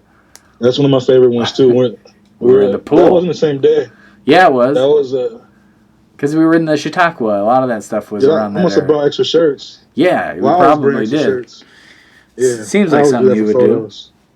But because I had the V-neck and the other shit. The other Chautauqua one, I got that shirt with the plant and animals square thing. Like it was like a really like Renaissance looking thing. It was like Save the Plants or some shit. See, this is the difference between you and I. I know I was wearing a shirt, but that's about as far. You were wearing kind of a gray shirt. No, I'm just saying. I didn't say gray. I didn't say gray. I said a shirt. That's about as much as I can remember. You're a fucking fool. I know I wasn't. You know me, my details. Man. I know I wasn't shirtless, but that's about the. We had to hop the fence to do that. Yeah, we had to break into Chautauqua. I didn't know that. Yeah, I know the history about that place. That was a deep ass pool though. It was cool. There's some good ass pictures though, man. Yeah, and they tore that thing down, so it's kind of. It's gone? It's history now, yeah. We got some historic pictures there that you just can't get anymore. Yeah, that good. The lifeguard seat when he had me sit in the seat, or she had me, I guess, because I couldn't remember it was there, Dougie. But I do remember now. Yeah. Because I remember we were trying to move, we were a little tired, and we were just pulling places to go and shit. And they're like, let's go here. And I was like, I don't know what this place is. Right. You didn't know where Chautauqua was? Yeah, I didn't know what it was. Oh, because it would have been closed for a while at that point. So I knew it from my childhood because that's where I went to swim every summer. You grew up there, yeah. Right, but then after a while it just wasn't open. But I learned about that, the swinging bridges out there, all that little stuff. I didn't really know the history like that down there. I never went never went lower than Joliet or Plainfield at the time, like in Illinois, unless I had to go out of state. Right. Like Joliet was the farthest. Plainfield too, but I mean it's kind of over to the side. But that's about it. So then it's kind of funny. I guess was the next song Evelyn after Jester? I think it was Evelyn. I don't know the order, but Evelyn, I do got that on here too. I don't know if I put it in order on my playlist or the order that I like it. That was the first song that we had we had your scratch drums, but we did everything else, and like I was showing people and like was proud that it was like close to like it sounded semi-professional. Yeah. But I mean, it was that's another one that I feel like still kind of it's an album song. We didn't really ever play that live. Yeah, Evelyn honestly was decent. I like the vibe of it to this day. I mean, I think it's a nice little. What's that song about too? That one is kind of about a ghost that I don't know. Like I had this idea one time I thought I saw a ghost in our house, and then it kind of sparked this idea of this like ghost that haunted our house. But I was just sleeping really late at night, and I opened my eyes, and I saw like a person's figure in my room, and then I turned the light on really fast. Of course, it was gone. So I was probably dreaming or something. But anyway, so then I just like toyed with the idea of like who's really haunting who. I mean, because I was thinking like the Beetlejuice movie where the people come in and they're like checking out the house and shit. Yeah, and they can't really leave the ghost can't really leave the house. So it's almost like they're being haunted by and then I'm sitting down there just singing these songs all the time, and like they're having to listen to me sing, and who's haunted and who's haunting. Is it my voice that's taunting and stealing your sleep? And then like who knows what happens when I'm sleeping? Maybe I don't know. I just had a lot of little thoughts, I guess, about that. And that's where that song kind of came from lyrically. And I was just trying to write like a kind of upbeat folk song, and that guitar part kind of fit the bill. And then, of course, I think after that was Planes, Trains, and Automobiles. And that, one of the first songs I ever wrote completely by myself. So, I mean, you've been playing that song almost as long as me. Not quite, but pretty long. I mean, high school. I like PTA. It sounds good on the album, too. Yeah, it's a good running song. And if you're a runner, it's a good song to listen to. That's one of them. That and Evelyn and California are all songs Blair didn't play guitar on. I feel like that one I really missed. Once again, I like Cali, too. Cali's a very driving song. Yeah, and it's simple. I like the simplicity of that one. Like, it's not trying to be anything extra. You know what I mean? Like, it's... Try to do the shuffle to make it sound like you're moving, because you're talking about being out west when you're from Illinois. Right. So I was thinking, like you said, the train... I think that was more shuffle, like kind of like shuffling, like getting there. Yeah. So that's why I do kind of a trot. And then it like changes time of like 3 different times throughout. So it's like the way that it transitions was always really cool. Yeah. But yeah, Planes, Trains, I feel like I definitely missed Blair's guitar part a little bit. Not that I disliked the album, how it turned out on the album. And I think at that point I was a little over that song in general because I'd been playing it since a sophomore in high school. And I had already breathing underwater, bro. Breathing underwater. Yeah. I talked about that one recently on the podcast. I don't know. It's a good song, you all. It's too simple for Tyler for some reason.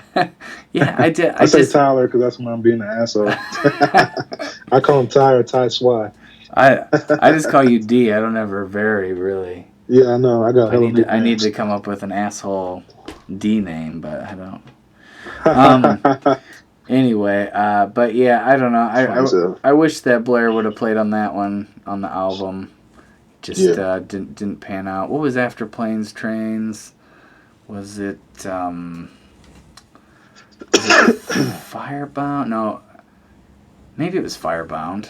That'd be track 10. I like Firebound too. Firebound was one that like I was really going for like a rock song version of it, even though when I wrote it, it wasn't really a rock song. I mean, it was upbeat, but it was definitely an acoustic. And we kind of threw it together, honestly, if I'm being 100%. Like, I did it all in the studio, like the real rough cut version, and kind of gave it to you guys to come up with your parts with. And then, you guys had your suggestions, and we just kind of recorded it, and it was what it was. I don't know. That's why I did that acoustic version of it recently, is because I feel like, it's an interesting version of that song. Plus, once you're getting Firebound? Yeah. I don't know. There's just something about it that I just didn't quite get to where I wanted it to. It was good. Yeah, when I heard it, man, I always think of 90s, like late 90s for some reason, with that whole, like, who's that? Like, I guess, like, the Blink era, and, I guess, like, those guys, like, they play, like, the videos that were corny but funny, but at the same time, I call them pool songs. Yeah. So like I said, I didn't grow up on that. I grew up on more WGCI or B96 or WNUA, like jazz station. I remember, that's what I listened to. I was listening to a lot of, what was that band that Anna, we used to cover with Blair, Anna Son. Remember that song? Yeah. Anna Son song? Yeah. I think Walk the Moon, that's who that was by. I was listening to a lot of that when I wrote that song, and I really liked a lot of their like vocal rhythms and. So I would have never thought that. Yeah, I mean, how it comes out of my brain, it's never how it like is supposed to sound. So, because I'm actively trying to steal the sound of somebody else, but then when it comes out of my mouth and fingertips, it just doesn't sound like that. So even if I tried to rob somebody and steal their sound completely, I'm so not good enough that it just comes out to sound how it sounds. Shut the fuck up, bro. I mean, I'm not saying. I think it's a good thing. It comes out like you are a good musician, man. You always down on yourself, man. It comes out my own way. Putting yourself in the motherfucking box. Oh, like I said, I'm trying to get better, but What's that cartoon? Eventually. But I remember with that song, the whole premise of Firebound? the whole premise of that is like thinking about. It's kind of like talking about the glory days, but then it's also like kind of poking fun at like the idea that those were your best days.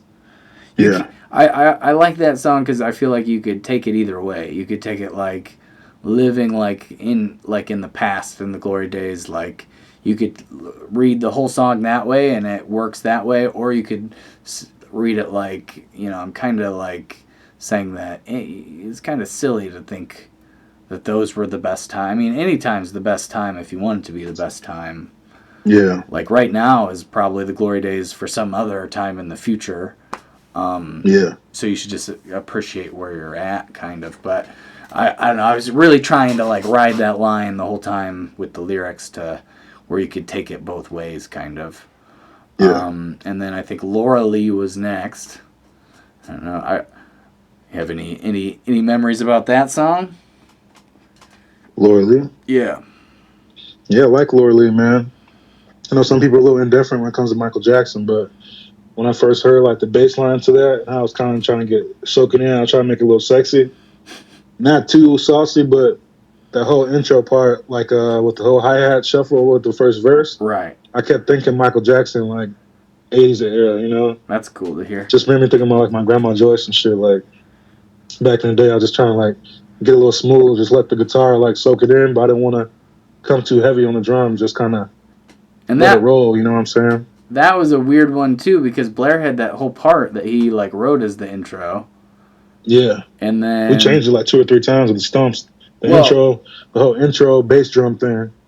But then, he quit during the album, so I just wrote a whole different set of lyrics to go kind of in that. Fill that space. Yeah. So it was like, I don't know. The bass drum pound is nice, man, because like Stadium Arena, it just immediately comes with the bass drum, builds up until it gets saucy at the end.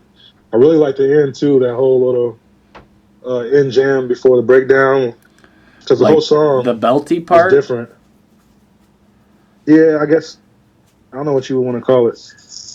right, yeah. I guess it's kind of a jam, but yeah, I just call it like a pre-outro chorus is what I call it, because it's still chorusy to me.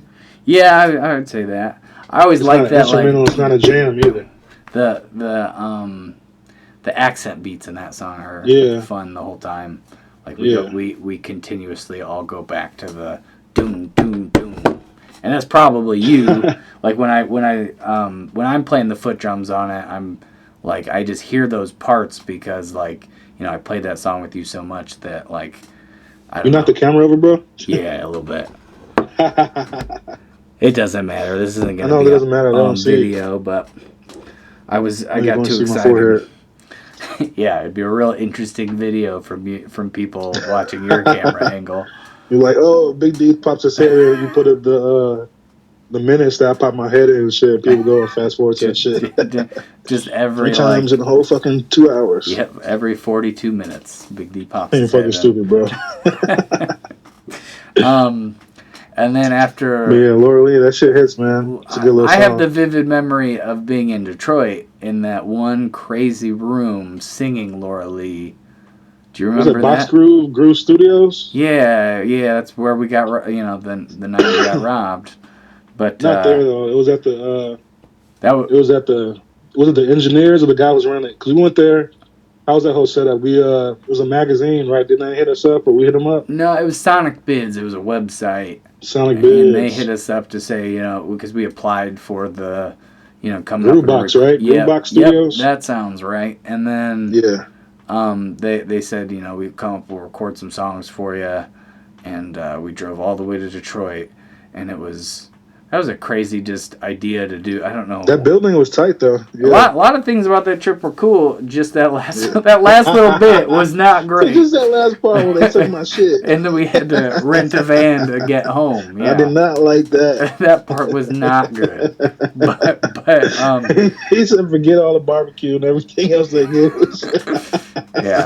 Forget the free recordings and the free visuals. I felt like it was all my fault anyway. I set all that shit up and thought it was a good idea. That's funny, bro. And I didn't even like the way any Well, of I like those... going to Detroit, because Detroit is like always versing with Chicago. Like, we have like the footwork, they do like jitting pretty much. So it's always like, oh, Detroit, Chicago, Gary. You know what I'm saying? Yeah. So I've never been there, and Detroit has a lot of music history. I just remember it was like crumbling, like a lot of places. Yeah. Even just that warehouse we were in was like ancient. It was like an old car factory or some shit. Yeah. But so that room that we were singing Laura Lee in as a warm up, so we had driven it was like 8 hours or 6 to 8 hours in the car, and then we were just gonna like show up and try to play. And I remember it was real tough. That shit was fun, though. It was tough for me to be able to, and then we had to use those headphones, and I wasn't really probably didn't get a good mix for that because I didn't even know what I was shooting for. But then, what was I going to say? Oh, and then we went into so it was like a skate room where they spray painted all the walls. I remember all the Saw spray painting. We do have videos of that online, too. Yeah, probably on your page, right? Yeah, it's on my page, Drum 2 Times. Actually, yeah, because I think you have a camera, bro. You have... Yeah, and Lo was there, and she kind of taped a lot of it. Yeah, and Blair's riding around on a skateboard and shit. Yep. And I think there's a guy in there that was spray painting and setting up shit. But she actually Lo taped us doing Laura Lee when we were warming up, and it's like in that room was just so like echoey. It was like a perfect room to do that. It was a cool little room. But so that was Laura Lee. Remember we did 5 songs there. I didn't like any of mine. What else is as usual? Yeah. I just I get so in my head about it. Anyway, yeah, bro. And then Shapeless would have been next. I felt like that. Dude, I like Shapeless, man. At first, I didn't like playing it live all the time because, me, I like to get it, but I know the ladies kind of like it. Depends on the groove we're in that night. If we're trying to rush it, then we didn't vibe it as much, Right. Like full style. It was more like a filler song, but there's one time we did it tastefully, it was nice. We played it at Weft, right when I wrote it, and I feel like that one's online somewhere, and it turned out okay. And then that was another one that Blair played the guitar part in Laura Lee. I didn't mention that, but his electric guitar sounds like super cool in that song. Yeah. But then in Shapeless, some of these songs, he had written parts for, or he had parts that he was kind of sussing out, and then it was he left, and then it was me and Jeff just kind of coming up with something that sounded similar to something we would guess. I think Mighty Vermilion was much the same way, and then also with Shapeless was we were trying to kind of figure out the parts he was playing.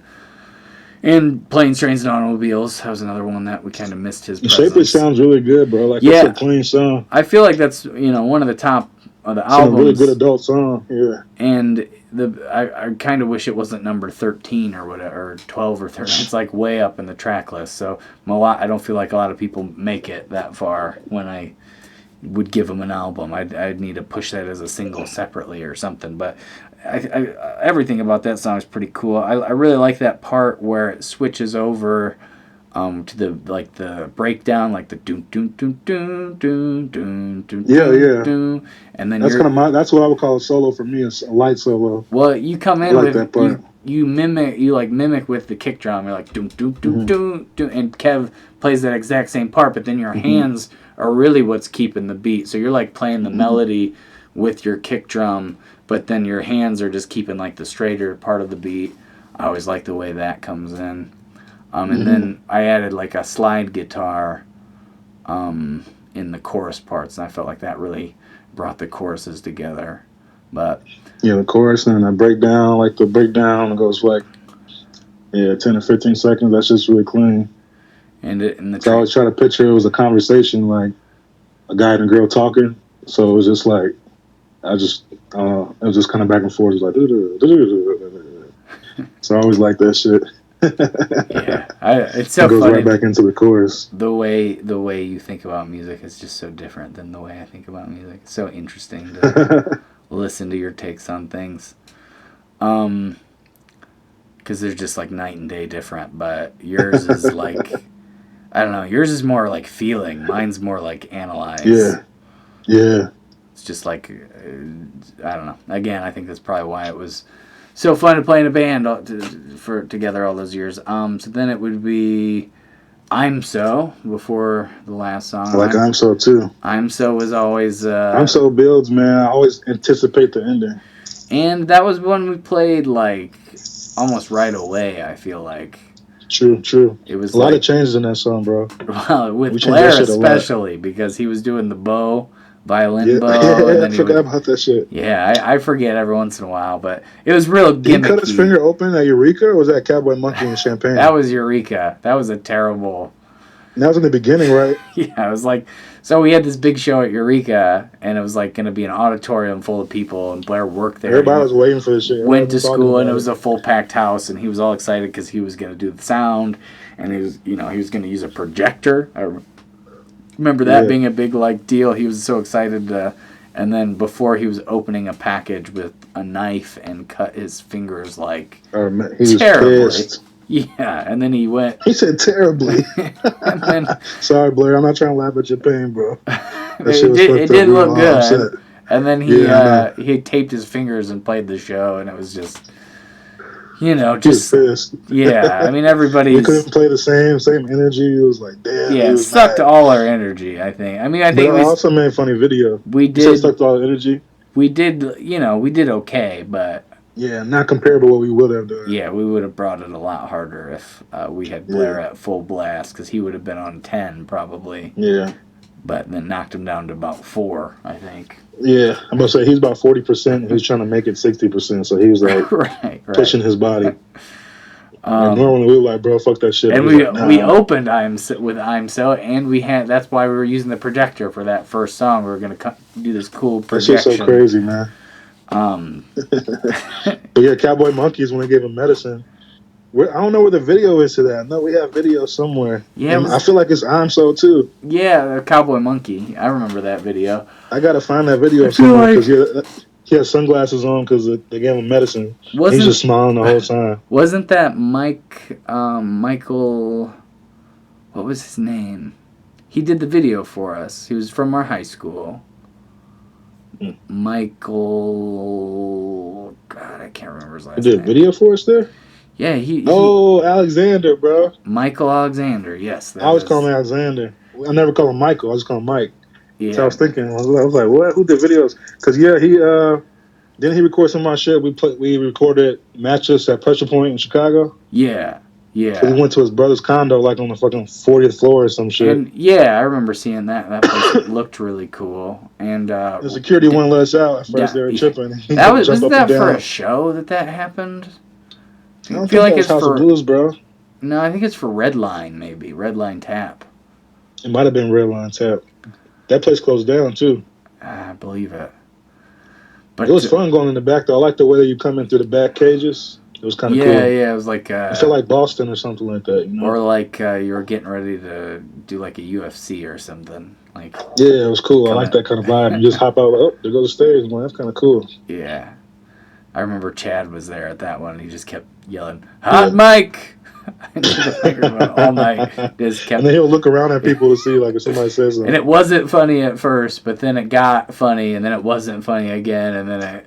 by the end of the night, we were just saying it constantly. But wipe the sweat off his forehead and his hair at the same time and look around, chuckle and shit. But and then of course the last song on the album, DJ Scribbles. So that that was really I think the first song we all played together ever. As a band at NV Ultra Lounge open mic back in those days. Because I remember teaching Blair kind of his part and Kev kind of his part, like right before we went up there, and then we just met you there, and you had played that song with me before. I think maybe a couple weeks previous. Plus, we played it throughout high school here and there. Yeah. And then I don't know. I think I'm kind of was over that song quite a bit because we had recorded it in high school, and I'd been playing it a lot. But the recording of that song, I think, turned out really good. I mean, it turned out good, man. For what that song for me is and how old it was, and I don't know. I think everything really was fun. I mean, for what that song means to me, it was nice to get like a good version of it. But again, it's a late track, so I tend to just write off a lot of those late tracks. Like, I don't even think about them that much for some reason. And then when I actually hear them, I'm like, oh yeah, that was like a pretty good. One of my favorite parts of that recording of that song is at the very end of the track. We left the mic going, and you can hear me go, like I just got all this, like, because the last song on the CD, so I just got this all off my chest, and like, finally, like, just got it down, and like I was like relieved but exhausted. But that's just like that. I mean, we played that song at the Congress Theater. We played that to end so many shows. One of my most vivid memories of that song is Eureka College practice in Blair's dorm room, and like just us. It was just the four of us. Just maybe like months after we had started playing, we were playing that song to end one of our just jam session practice kind of things, and I just remember we kept it going for like way long. Like it was probably like 10 minutes. He said way. Something ridiculous, and I don't know. I just remember that being like, that was awesome. Like, yeah. I don't know. It was, Rika had a lot of random ass moments, man. Yeah, a lot of good times. I mean, with Blair working there, and we probably played 3 or 4 shows there throughout his time there, maybe more. But we practiced there. I remember practicing that auditorium before that show. We would just practice when Blair would work there. And, we used to sneak in there. Yeah, and play on the whole amps and shit. Yeah. But yeah, so that was the full Design to Shine. Oh, we forgot Misery. Misery's my shit, bro. I don't like the recording on that, if I'm being 100% honest. I feel like it starts weird. It's too quiet or something. I feel you. Yeah, I don't know, man. It gets there towards the end, but I feel like it doesn't have the beginning I want. Like we went too low with the volume or something at the very, very intro. You're talking about like sound wise? Yeah, like in the actual. I thought you knew the way we played. I was like, bro, that was a hit. Bro. Yeah, that was one of my favorite. Always still is one of my. I generally close my sets with that song a lot of times because it's like a fun, high energy song. But just the recording of it, I feel like didn't quite. I don't know. Hit the way you want it. Yeah, it's like my snare is like that too. I kept trying to pull it out because at the end I do the pops. I do the tap tap tap tap tap. Right. When I build it and I pull it out and I hit it hard with a nice pop. So I want it to sound like a vacuum, like it was, you know what I'm saying? Right. We kind of hit it going into that shit, but then like at the end, it definitely the jam will go really hard. Like, I think pretty much we used to knock over cymbal stands and shit. I think we. Because our shows, man.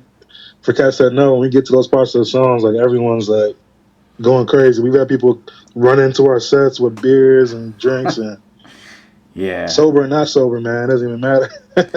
People bringing hula hoops. We've seen a lot of both. That is for sure.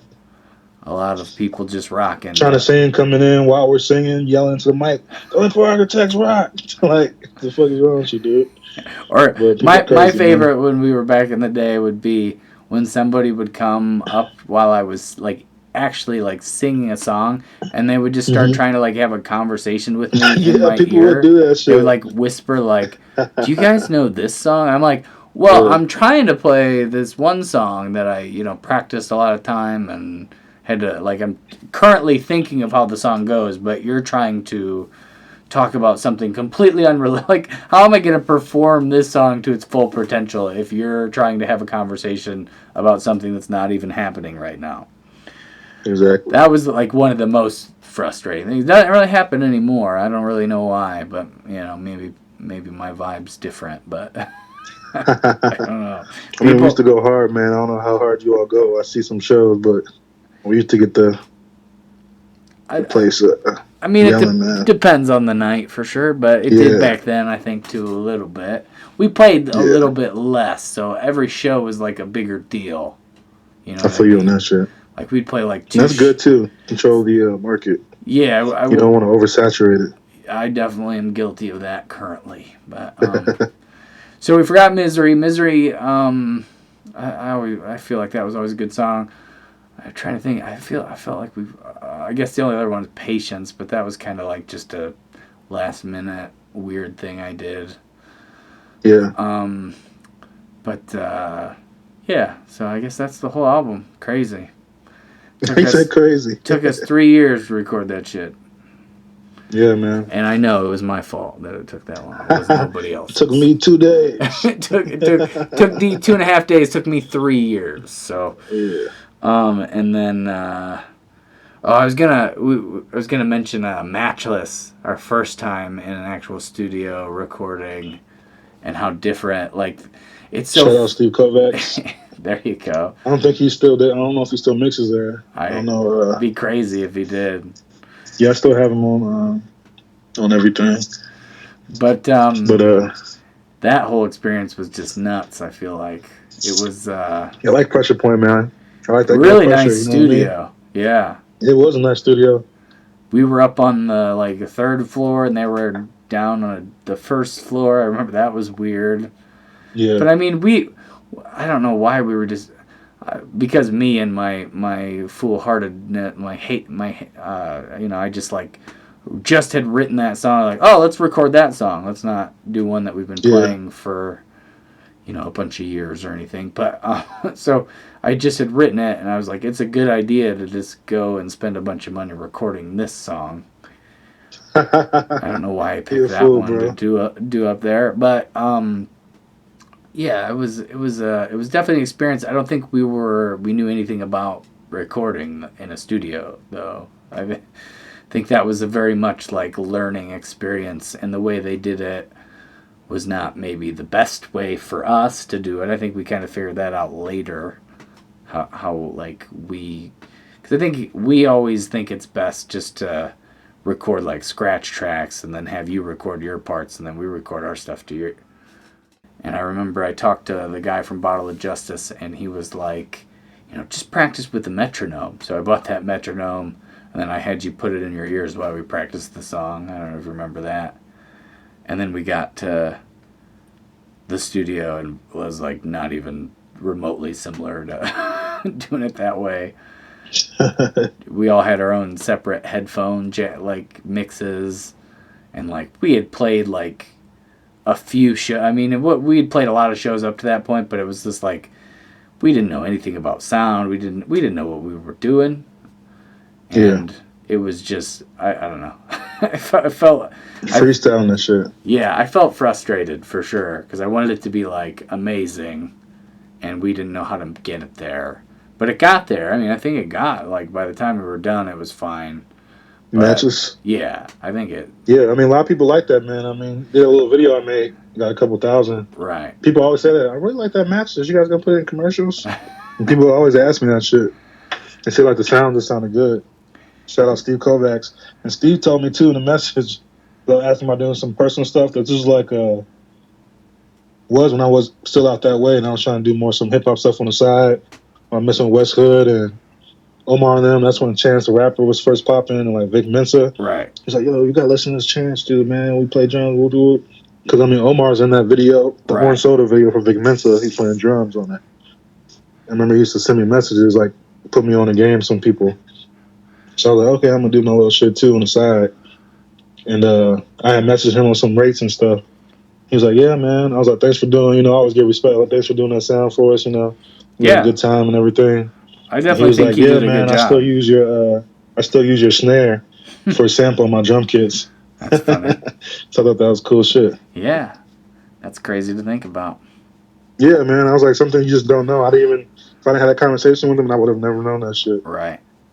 So it was just kind of cool. I remember that was one of the weird things that happened when we were recording that song. We had saved up like $250 to go up to finish the song. Yeah. And then I woke up one day and it just was gone.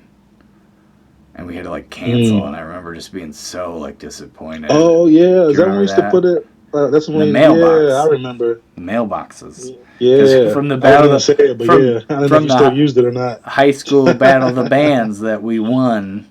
Probably. Yeah, I didn't know if you still use it, so I was gonna say nothing. No, I don't.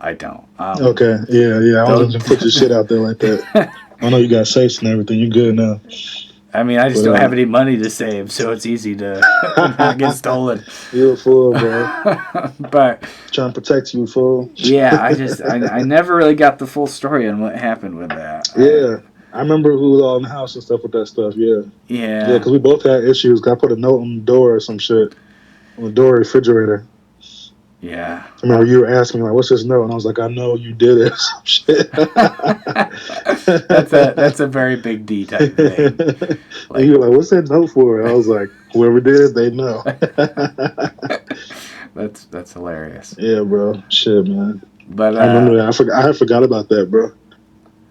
But yeah, we went through some fucked up shit. Yeah, I mean, that was one of those things that just happened, and then we just immediately moved on and didn't talk or think too much about it. We just saved up money and went back and finished it. But it's like that day, I was like devastated. Like I remember you were upset. You were tweaking. I was like, because I had to call up to that studio and cancel, and we were gonna finish it that day. I was gonna have something done, and I had to And no, I don't know. It was just like one of those things that like I felt like I told you all about, and you guys were like, okay, and then we just never talked about it again.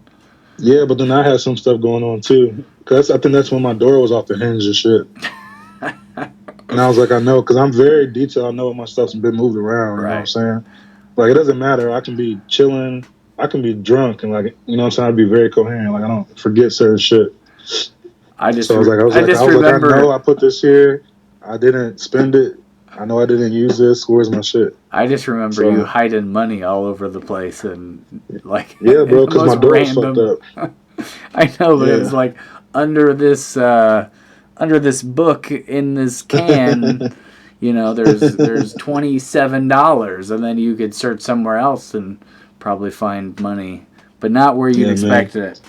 That's the old school ways before banks and shit. You were definitely a server, that is for sure. You had all that cash just lying around. Yeah. But yeah, that was crazy. But then we got that song. I was mad about that shit too, because we got that song done, and that I feel like that went well. And then we did the rest of the Art Vandalay with Jeff, and that's when Jeff kind of came into the picture a little bit. And we did an Oxide here in town, and yes, I think you did record 4 tracks in like 2 or 3 hours for that. Yeah. And that was a fun little time though, because we did You Sleep and Don't Die faster than we normally did it. Yeah, on crack. Yeah. with the super long intro that Blair insisted upon doing, where it was like you have to listen to a minute. It's very movie-esque though, man. If I had the equipment, man, I would definitely do a raw as a music video. Yeah, I mean, I always picture the intro. He's like on top of a cliff. It's kind of dark, you know what I'm saying? Could be kind of daytime into the dark, you know what I'm saying? He's going from the water and then coming up high, kind of some like Game of Thrones shit. As he's playing until you zoom in on him, you know what I'm saying? It'd be kind of tight. I definitely remember that description that he gave. Yeah, man. I mean, it's not a bad intro. It's just, I feel like that's like... It's just long. Yeah, that was one of our best songs. Like, I want to get to the song. It was a cool intro. I always suggest to do a part 1, part 2. You're like, nah. I was like, bro, that's what rap songs I think do. My vote was just... Yeah, the intros. My vote, everybody knows that shit. My vote just sat on not doing it, but... Nah, I like it, bro. It builds up nice. It just like the little sound of the waves crashing, kind of. If we were gonna do it, we should have done it the way you're saying. Yeah. Or you can do the way you did ESCD, interlude, whatever, and people will still listen to that because they like it. Right. It sounds good. And I mean, they also have the opportunity to fast forward. You feel me? Yeah, and I mean, I could. So on my YouTube, I have it split it up already. Yeah, that's what I was gonna say. I feel like I could do that now pretty easy. But you know, those tracks are all kind of. I mean, we had more of an idea of how to do it then, which was good. Yeah. Like we were learning how to record, but I don't think we did it amazingly by any means. I think we didn't know the. We knew like how to do the process of it now, but we didn't know the sounds we were really shooting for. We were trying to get something out there. Right. That's not bad either, you know what I'm saying? Yeah. You gotta start somewhere. It's definitely more People want our strength of that. More the Big D method, I think. Yeah, because I used to post flyers on campus and shit.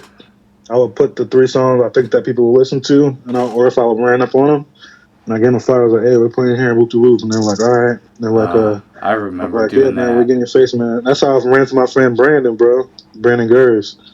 He played rugby at ISU, and he was with my childhood friend, bro. We used to play football at recess all the time. We used to beat on each other. He got a twin brother, Dylan.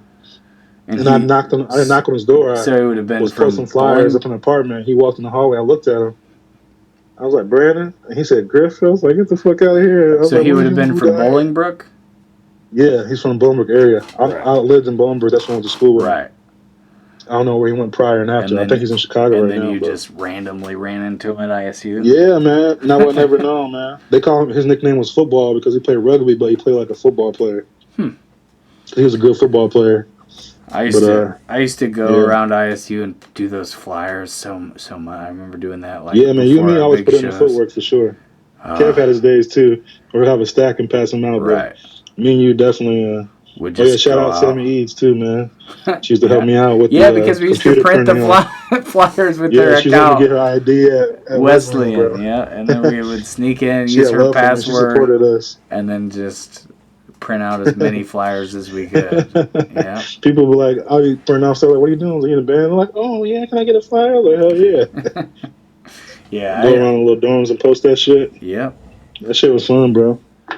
It's just a different world, really, back then. You know, there was MySpace and a little bit of Facebook, but it was not like very band-centric. In those intro years that you're talking about. Yeah, so it was like before we could drink alcohol. Yeah, that was definitely a weird section. Because we used to play Elbow Room and Blair was 21 and we weren't. We had to leave early and shit. God. And then we came back. We were 21 finally. And then we played that. Remember that one 3-piece show we did up at the Elbow Room, and we played in the Cajon? Yeah, you played the Cajon and that drunk was lady. Was that you and Donnie? Yeah, Donnie and Ross played, but there was some super weird technical difficulty happened. They were using my guitars, and like one of them was sounding super funky, and I was like trying to fix it like the whole time they played, and I couldn't until after he was done. I realized that I restrung the guitar from top to bottom and like messed up the bridge tension or the saddle tension. And this is like way before I was fixing guitars. This is like a lesson I learned from this specific instance where I always start at the middle when I restring guitars and work myself outwards because it keeps the tension on the saddle more even. But anyway, so I spent the whole time trying to fix the sound of his guitar through the PA while they were playing. I could not do it. And then we went up to play, and in our during our, maybe it was like right before we started or right after we played a song, like for sound check, this really drunk lady comes up and she just like bitches me out. Was she married or wedding or something? I had no idea, but she kept saying that. Oh, she was a teacher. She said she was a teacher, and she said, "I know what you were doing that whole time." And she, I guess, in her head, the only thing I can make sense of it, the only thing I can make sense of it is that she thought that instead of me trying to fix the sound, that I was fucking up their set. She was drunk as fuck, though. I know. And it just put me in such a weird mood. I remember her now, and dude. She was like Italian style. Caught us all off guard and just like went so hard on me. And then she was like talking about how you and Kev were like good and she like liked you guys. Yeah, she loved it. She's like, I love you guys. I love you. But and she looked at you mad. I was like, is she like trying to flip revolvers because she wants to make out with you in the alley? You know, some girls are crazy like that, bro. I have no idea. It was they come at you hard and shit. They want you to say some crazy shit. So, not like disrespectful. They want you to be like, I don't give a fuck. And they're like, oh, he doesn't give a fuck. And then they'll be cool with you. Except I'm not that cool, and I did give a fuck, and it probably ruined my whole set. So Yeah, you were mad as hell, bro. Yeah, I was like, I can't believe that. Like, Because that why? bartender, she put me on to Sailor Jerry's, the show before we played. The time before that, we played at Elbow Room. We played downstairs. Was I that think that's when with Reverent Few with Nick and Page's band? that was, yep. Dude, Shout that out to show Few. was They're down in crazy. Texas still, too, man. Yeah, I watch and their Nick. page a lot. I'm always sharing their live streams and stuff. They're really good. But I just joined that group, too. But yeah, that show was crazy. It was like a packed Elbow Room. We'd never played for a packed Elbow Room. Yeah, I always almost hit my head on that stage all the time.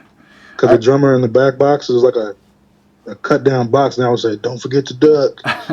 How many times did we play at that place? I mean, it had to be at least 5 or 6, some shit like that. It was a lot. You probably played a couple more than that. Yeah, I played a couple. I don't remember, and I'm probably blurring them all together. Sets. But I remember like a couple times we played like 10. Monday or Tuesday, like weird off nights. Because actually, you are right. We did play Monday. It was all dependent on the draw you had, on what night you could play, and then.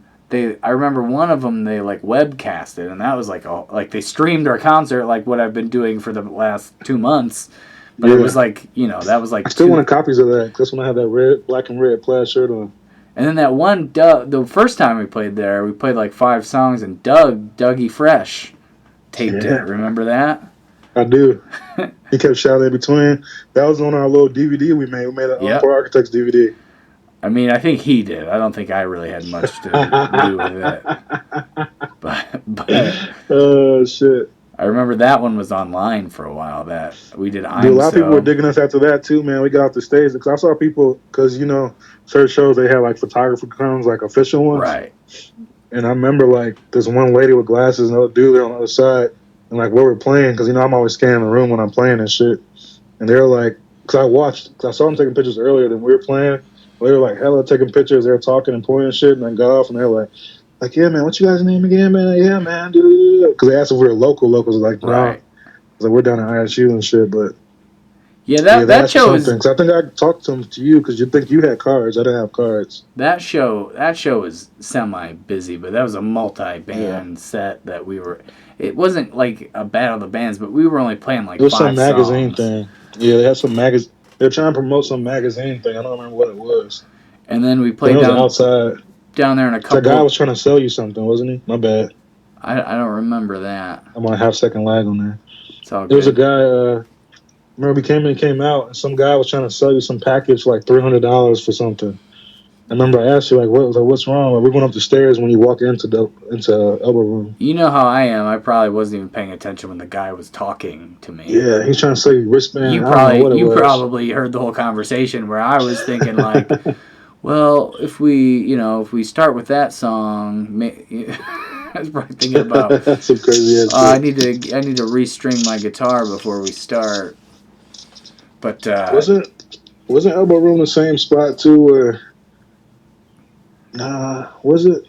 Maybe that was Congress Theater when that one band. No. That was Elbow Room. What? They went to that cupcake place down the block, and they spent like I don't know $50 or $100 on cupcakes. And at the end of this, they had this like it was a very mixed band. Like this Asian chick was on keys and she was killing that shit. That I remember more than the cupcake thing, but yeah. At the end of their set, it was their thing. We looked them up online or something they're known for. I forgot what their name was. They gave out cupcakes? But they smashed them. Remember they smashed them on each other? Yeah, okay. I feel like there was balloons involved somewhere. Possibly so. They're a decent artist. It wasn't really my sound, but right. They had a lot going on because we saw them carrying a box. They're like, yeah, these are for our show. Because we saw them outside or some shit. We didn't think nothing of it because they were walking like from the place or some shit. And then at the end of their set, they're like, yeah, it's our thing. It's that time. Like, we had to. They were telling about how much they cost or something. They're like, these are kind of pricey, but I remember they said that shit. But that's crazy. Yeah, I didn't know what they were gonna do. And they just started smashing. I was like, what the fuck is going on? Yeah, that shit was interesting to me. It's probably after our set, so I was just like, well, this is what I did wrong. I was a little flat. You probably were. Yeah. You should have been right there, though, because we used to all watch the shows together. I know, but... I just remember that shit was weird. But you do, at the show, you're still, like, thinking. Even though you're watching, you're, like, not watching. So yeah. I know what you're saying. I'm in my head as much as I was before the show, just, like, thinking about how That's the crazy, show bro. went. Yeah. I know. I could have enjoyed so much more time if I would just like let that shit go. Yeah. But I'm It's all good, man. At least you know now. You're still young, bro. It's good Yeah. you didn't stop until you're like 60, then you have a problem. Well, now it's just a problem I'm trying to fix. I haven't solved it, but I don't I don't know. I still am in the habit of like right after a show's over, if I filmed it or something, I will watch it from start to finish. Yeah, And I do that too. I like that shit. too much. I mean, and then I'm listening to like my like critiquing my podcast, and I'm critiquing my recordings, and I'm it just is too much of me. I feel like I always look up YouTube videos, man. They have a lot of good instructionals, whether people are on point or not. Check out the little reviews and shit. And I'm a visual. I like to read too, but it's nice to. Honestly, I like to like subtitles type shit. I like to read and watch. But if I had a chance for visuals, I kind of like to see. You know what I'm saying? Because even on paper, they'll tell you to do one thing, but it's not the real world. So you gotta like see it. They're like turn the wrist when it's this way, and when you do that, you'll hear a click. And then the person will be like, you hear this click? That's not what you need. You need to hear this hard click, you know? So, like, you would have never known that shit if you read just the manual. This is a classic example of when you start talking about something really specific and I just cannot follow it. Like, what are you even talking about It's here? just saying sometimes things are on paper, but what, it's not always super finite. I feel like I just missed a step in the middle. Like, of what we were talking about. What we were talking about before, and then how did we end up talking about that? I don't know. I just get lost very easily. Yeah, see, I was on the path, but you just made me go off. I could have told you, probably 5 seconds before that. Right. Because now I'm thinking about two different things. But anyway, I think that's probably we've either entertained or bored people to death. One of those two. I don't think they're bored, man. They don't know if they're listening to this Big part. It's classic, yeah. Back in the mid TUA days, but we still got more TUA days, man. I hope so. I'm gonna keep plugging away right now, and then I hope that something happens someday where we can get you playing with me again. But yeah, bro, we'll work it out, man. I don't know how to make it happen. You all the way in Vegas. There's always a way. Yeah. I mean, I miss it, and I miss you, and man. Same here, bro. You already know, man. I'm glad that this was an excuse to kind of reminisce about, because I mean, I feel like there's so much time that like just don't ever think about, you know, that. And then when we start talking like this and start. Yeah, we still have more stories to tell, because we can do a whole interview and more stories. I definitely. I mean, there's infinite ones. We could do a no chili cheese fries episode. Just call it that. Just damn it, no chili cheese fries. People are like, what is this supposed to be? Oh man, that brings me back. That place was decent though. Their place across the street, right? From the elbow room, right? Because we ate there a lot.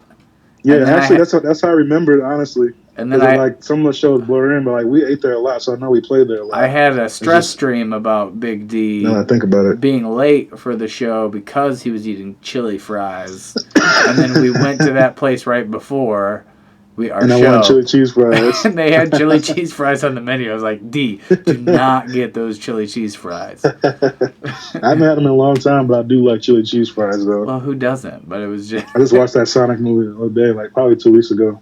I haven't seen that one yet. That's Jim Carrey's new. It's a goofy little decent thing. I haven't heard Carrey in a while, man. Yeah. I rock with him. I know people say he went crazy for a while, but sometimes he's gotta lean back, soak things in, and let's see what's up. I think with that Andy Kaufman stuff, he got a little introspective and crazy. A little jokerish. Yeah, a little bit methody, and really got into the human psyche and stuff like that. And that was one of those movies that like I was so excited for, because like it was coming out and it's about this guy I didn't really know much about, but legend, you know, Andy Kaufman.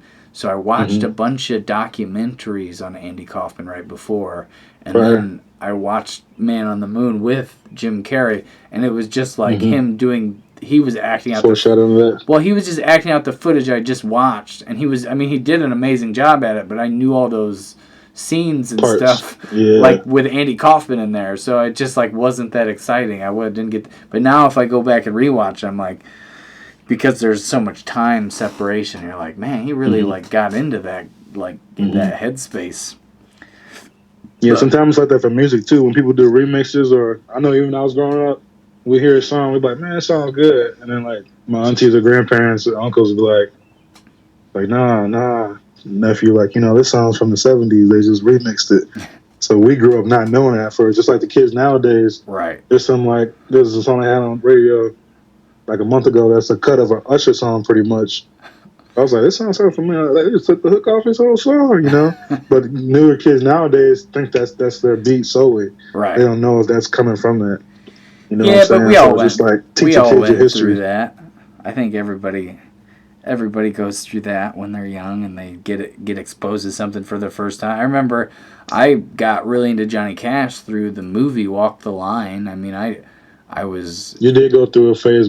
You and me both, not Johnny Cash, where I wore black for like a year. Every show I wore jeans, some Jordans, and that was the classic look. Black shirt. You can't go wrong some wearing kind of all Nikes black. or some shit.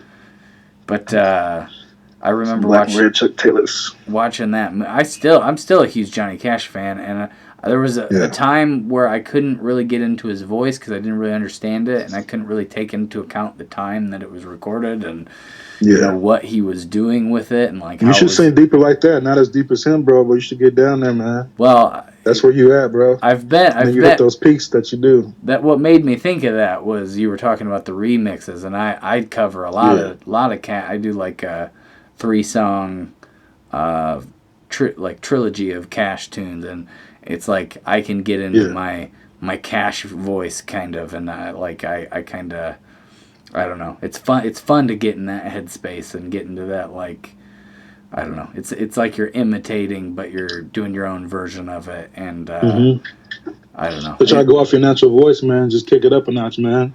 So you got that little voice anyway. You got that accent. Sometimes you have an accent like you're from overseas or some shit. Like when you say Allie, you say Ollie. Yeah, I talk funny. So you should feed into that shit. It used to be a lot worse, though. I don't know if you remember those high school recordings, but I used to sound like I was from a different country, maybe. Like I don't know what country.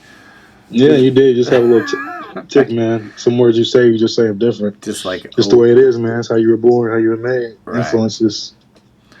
But anyway, man. I'm trying to buck that shit.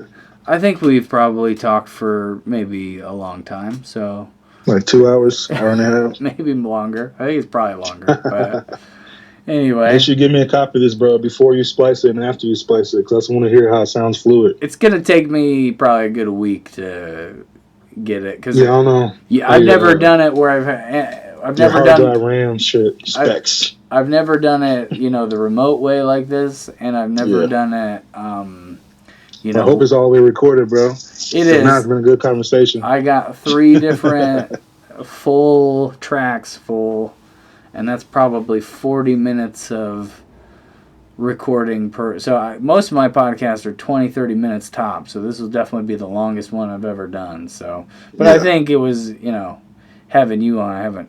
We haven't really reminisced about this stuff in a while, so we still have hella moist stories, bro. Right. I almost said hella moist. I know some people don't like that.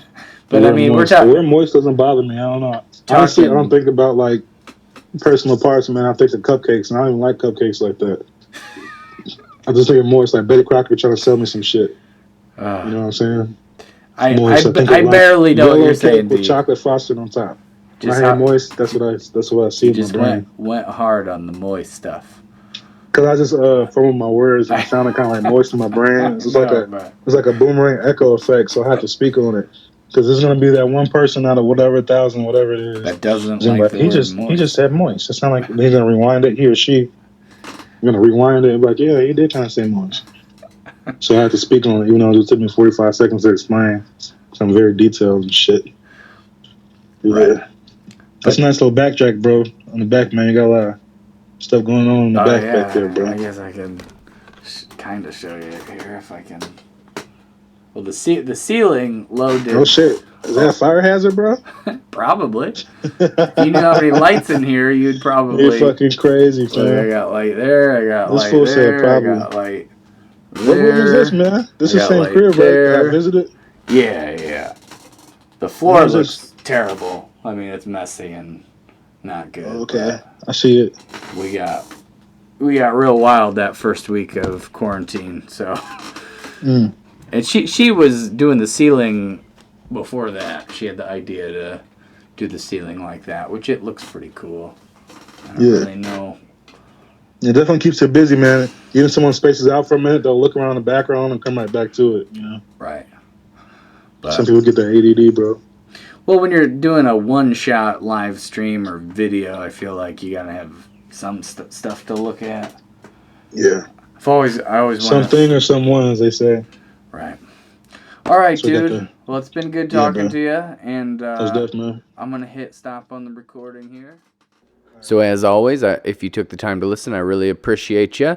Got some interesting stuff coming up, some extra guests on the podcast. Like I was saying before in a previous podcast, I was hoping to, have more on that front. And so I'm going to be having Donnie Sartoris from the Heroic Charade this coming week. And I'm going to have Kendrick Coates, who's a good friend for a long time, went to high school together.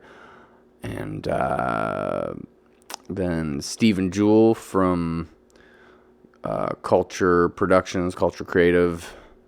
And, I had a couple shows that I haven't really talked about yet and some other crazy stuff kind of going on. So I am going to be talking, probably release maybe a little one sometime, just solo and talk about that stuff a little bit. So that's kind of where we're at.